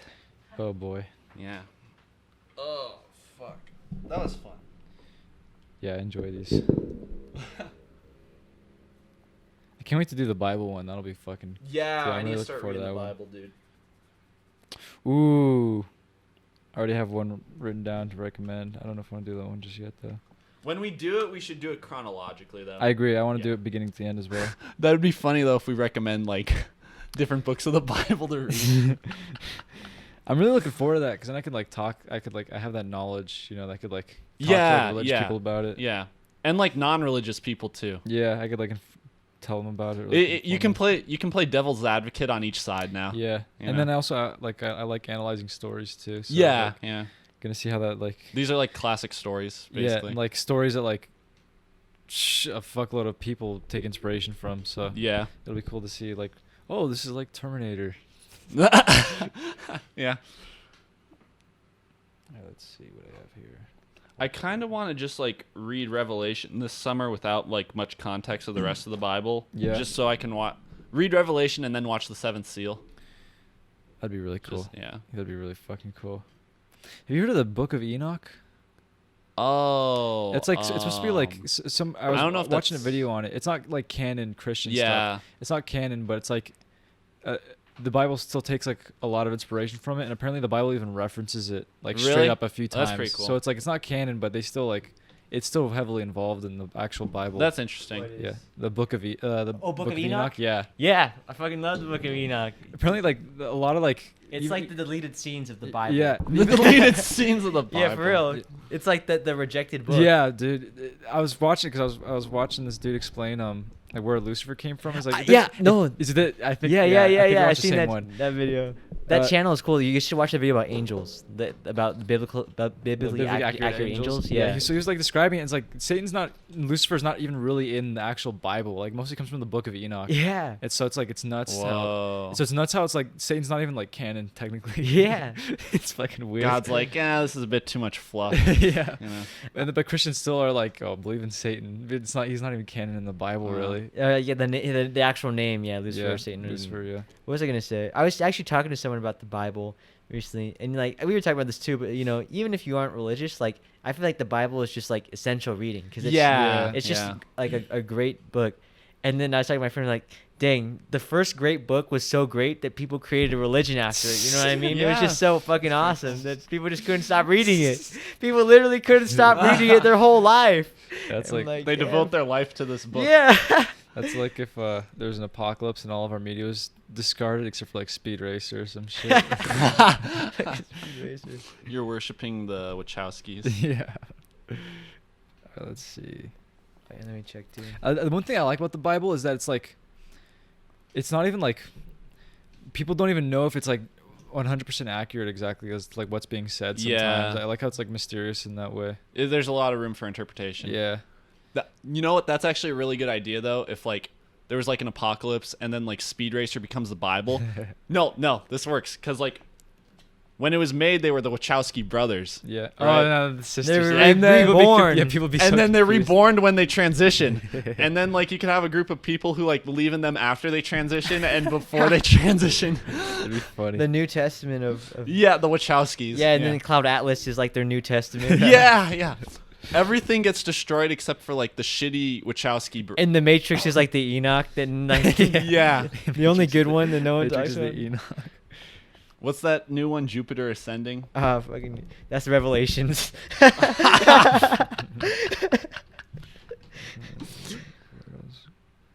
Oh, and then only one of them's doing the new Matrix. yeah. So then there's Yeah, I some forgot heresy about with that. that. The Mormons Fuck, of the- Yeah. Just the Mormons. That could be like a Funny. really funny being John Malkovich type of thing. All right, I'm gonna recommend this. Okay. I'm gonna recommend Childhood of a Leader. What is that? oh, I really want to see Vox it. Lux guy. Yeah, Vox Lux guy. Have you seen Brady it? Yeah, Corbet? no, I want to see I it. want to though. see it. It's, yeah. So it's basically it's It's kind of his like first movie. It's like Oh yeah. it's like it's supposed to be kind of like about like his own version of Hitler basically. yeah. Okay. Yeah. It looks. Okay. I watched the When- trailer and the music was like this looks really intense. Okay. Won the Looks Golden cool. Lion at Venice and also Best Director. Okay. Really want to check that one out. So Childhood of a Leader. Okay. Nice, I'm excited. Cool. Me too. Brady Yeah, me too. Corbet. So, well, Alright. he only did 2 movies, so it's not really. Yeah. I don't think it's worth doing like an episode for. No, but, no, yeah. not yet. But So Childhood of a Leader I looks just want to cool. know, like, what type of movie are you thinking of recommending? Like, okay, Childhood of a Leader kind of seems like drama type of Yeah. like, Heavy. Yeah, it looks heavy. Heavy. Yeah. because I'm thinking of doing a heavy movie too, but Okay. Oh man. 3 fucking heavy brutal. movies. I just want to know that like. I don't even know. That's Okay. I want to. I've seen. So, I don't really want to recommend too many movies that I've seen, cause like I just want to like see more new stuff Yeah, this summer. I've pretty much just been you recommending. you only always yeah. new I stuff. think the only thing you haven't seen that you've recommended was Buffalo 66. That's the only one. Yeah, Yeah. that I have seen. Yeah. That's it. So I've seen this movie, but like, I was not ready for this movie when I first saw it. So like, I don't really remember too much about it. And I don't know if I'm ready for this movie now. But it's definitely like, it should spark conversation. You're really amping me up. I Yeah. want to hear the words. So let's watch Persona. All Persona. right. Who made Persona? Ingmar Bergman. Oh shit. Okay. Have you seen? Yeah. Okay. I've seen some Ingmar Bergman movies, but I haven't seen Okay. Persona. I have the DVD. Persona's cool. Like, I feel like It hurt people my don't head. people don't talk about like the influence of Persona on the Lighthouse. And, like, Huh. it- Okay. All right. Cool. It's imagine like a less A24 version of The Lighthouse in terms of like it's more like Ingmar Bergman's. I mean, instead That'd of be cool. 2 males, it's 2 females. It's Oh confusing. shit. Okay. When I watched it, I did not understand shit about it. Huh. So I was gonna say too. At least for me, I kind of want to watch them like not right before the podcast, Yeah. because I don't know. I just like You want gathering you my wanna, you thoughts. want to Yeah. sit on it. So I was gonna say I have the DVD for Persona, so if we all want to watch it. Cool, yeah, we can But do that. like, yeah. I think with that one too, let's watch it like give it a week or so. All right. So watch it like sometime this week maybe. All right. Yeah. You know, give us some time Maybe to. You guys want to come over, look at the tunnel, and we can watch it? Yeah, Yeah, that'd be it's cool. gonna Yeah, I'll that'd bring be the Chris Cunningham DVD Yeah, that'd be too. good. You know, that because Persona, there's like a lot to it. All right. Gotcha. Do you think so, or am I thought you were, overhyping I it? thought you were gonna say something crazier. Like the Holy Mountain or something? Yeah, but I'm excited. Like I understand why. Like it is like I wouldn't even call it heavy. It's just dense. Yeah. There's a lot to talk about All with right. it. Cool. I really don't remember too much about it, and I kind of want to just understand the movie more myself. Gotcha. So Dang. there's some weird editing things too, if I remember. There's a few things now I'm thinking about. So childhood of a leader, Persona. Yeah, I just like watching them too over the course of like the 2 weeks. Yeah. That way, it doesn't feel like you're rushing to talk about them. Right. Yeah. kinda. Yeah. Or it's like if you watch like one of them close to the podcast, that's all right. But, Okay. Yeah. like I watched Lady Snowblood, then Dazed and Confused, and We Are the Best, like super fucking quick. And Yeah. it's That's like, rough. Didn't you? You had that though when we first started. You watched There was you watched like The Leopard, and then what'd you watch? Yeah, it was whatever else we recommended for that one. I watched The Leopard and one other one like back to back. It was brutal. Oh, I watched I watched Color Out of Space and Assassination Nation back to back as well. Shit was brutal. I like Assassination Nation, but like getting through Color Out of Space would be tough. Yeah, I watched Yeah. that one first, and like by the end of it, when that guy's on the fucking bridge, I'm like, thank God, thank God it's over.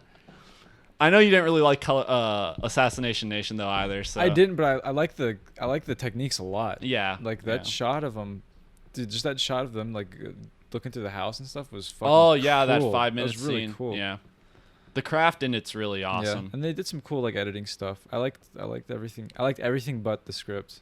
Yeah, it makes me want to see Euphoria. Check it out. Yeah, Okay. Check it out. Check it out. Zendaya. Check I'm it just gonna out think now. through.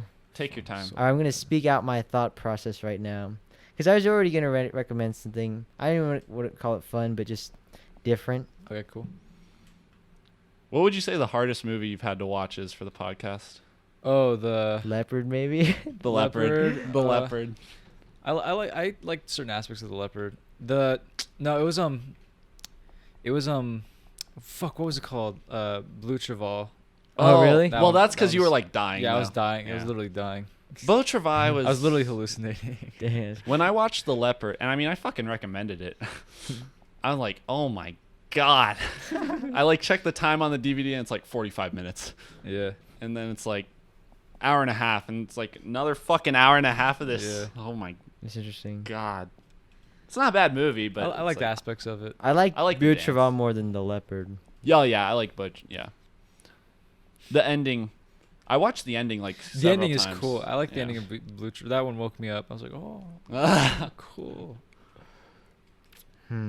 Even Hardware, I kind of like. I sort of enjoyed it some parts. Yeah. The pedal was fucking awesome. That song he sang. Oh, I totally forget. Like the wonky. This is the wonky warbly tonk, warbly eyes, whatever the fuck. I forget how it goes. We should memorize that. That'd be we really should do a funny. cover. We should do a punk cover. That of would be really funny. Yeah. All right, I'm gonna just choose Ghost Dog, The Way of the Yeah, Samurai. all right, cool. Oh, okay. I've been Okay. wanting to see that for a while. Jim Yeah. Jarmusch. Yeah, Okay. I've been wanting to watch it too, and like, I keep on like, I'm gonna watch Putting this it and I off, never yeah. do. I keep forgetting about that movie. Yeah. That's not. Yeah, I wanna that's watch not it. on my high list for Jim Jarmusch, but I need to see it. And Yeah. Forrest Whitaker, he looks Yeah. cool Yeah. in it. It just seems just like, it seems like interesting. Yeah. like- Yeah. It's a black dude with a sword, man. Yeah. And it's set Have in you modern seen? times. There's like this one clip of him like. I haven't seen any Okay, clips. yeah, then. I haven't seen any clips. All I right. just seen the poster and like that looks Aw. cool. I want to see Down Ghost by Dog. Law. Ghost I Dog. really And want it's to cool see Down by title, Law. too. I'm gonna watch that sometime this summer, and because Tom Waits is in it, and Oh, Tom nice. Waits is just Yeah, interesting. Tom Waits is cool. You know, All right. Well. All right, that's it. reality is for people who can't face drugs. That sounds about right. Yeah, some people won't. Yeah, that's a different That's it. conversation. That's the episode. There's three. Thanks. There's 3 people watching. I love Thank you guys, for- Zia. Three I'm people's sorry- watching. sorry, Zia. What's up, film fans? Thanks for watching. Go to Oh. Zia Records. What's up, They're film awesome. fans?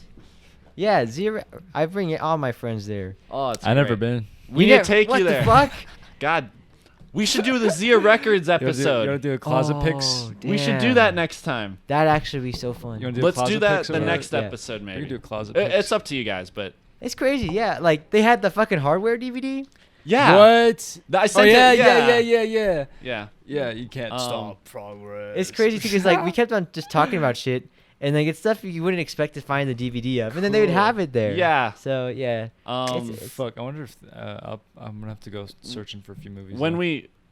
whether or not like the DVDs we buy, but like go there with the intent, like, okay, I'm gonna recommend something I find today. Cool. Oh, that'd be Yeah. fun. You think so? That'd Yeah. be fun. That'd be really cool. Yeah. So I'm Yeah, looking forward to that. Like one podcast episode, we just like don't recommend at the end, and it's like, all right. Maybe the tomorrow- next one or tomo- something. Like tomorrow we'll upload the recommendations. Yeah, we go to Zia's, Zia and Yeah. yeah, yeah, check them out. That'd be fun. yeah, it would be cool. Okay, cool. All right, cool. That's it. That's the episode.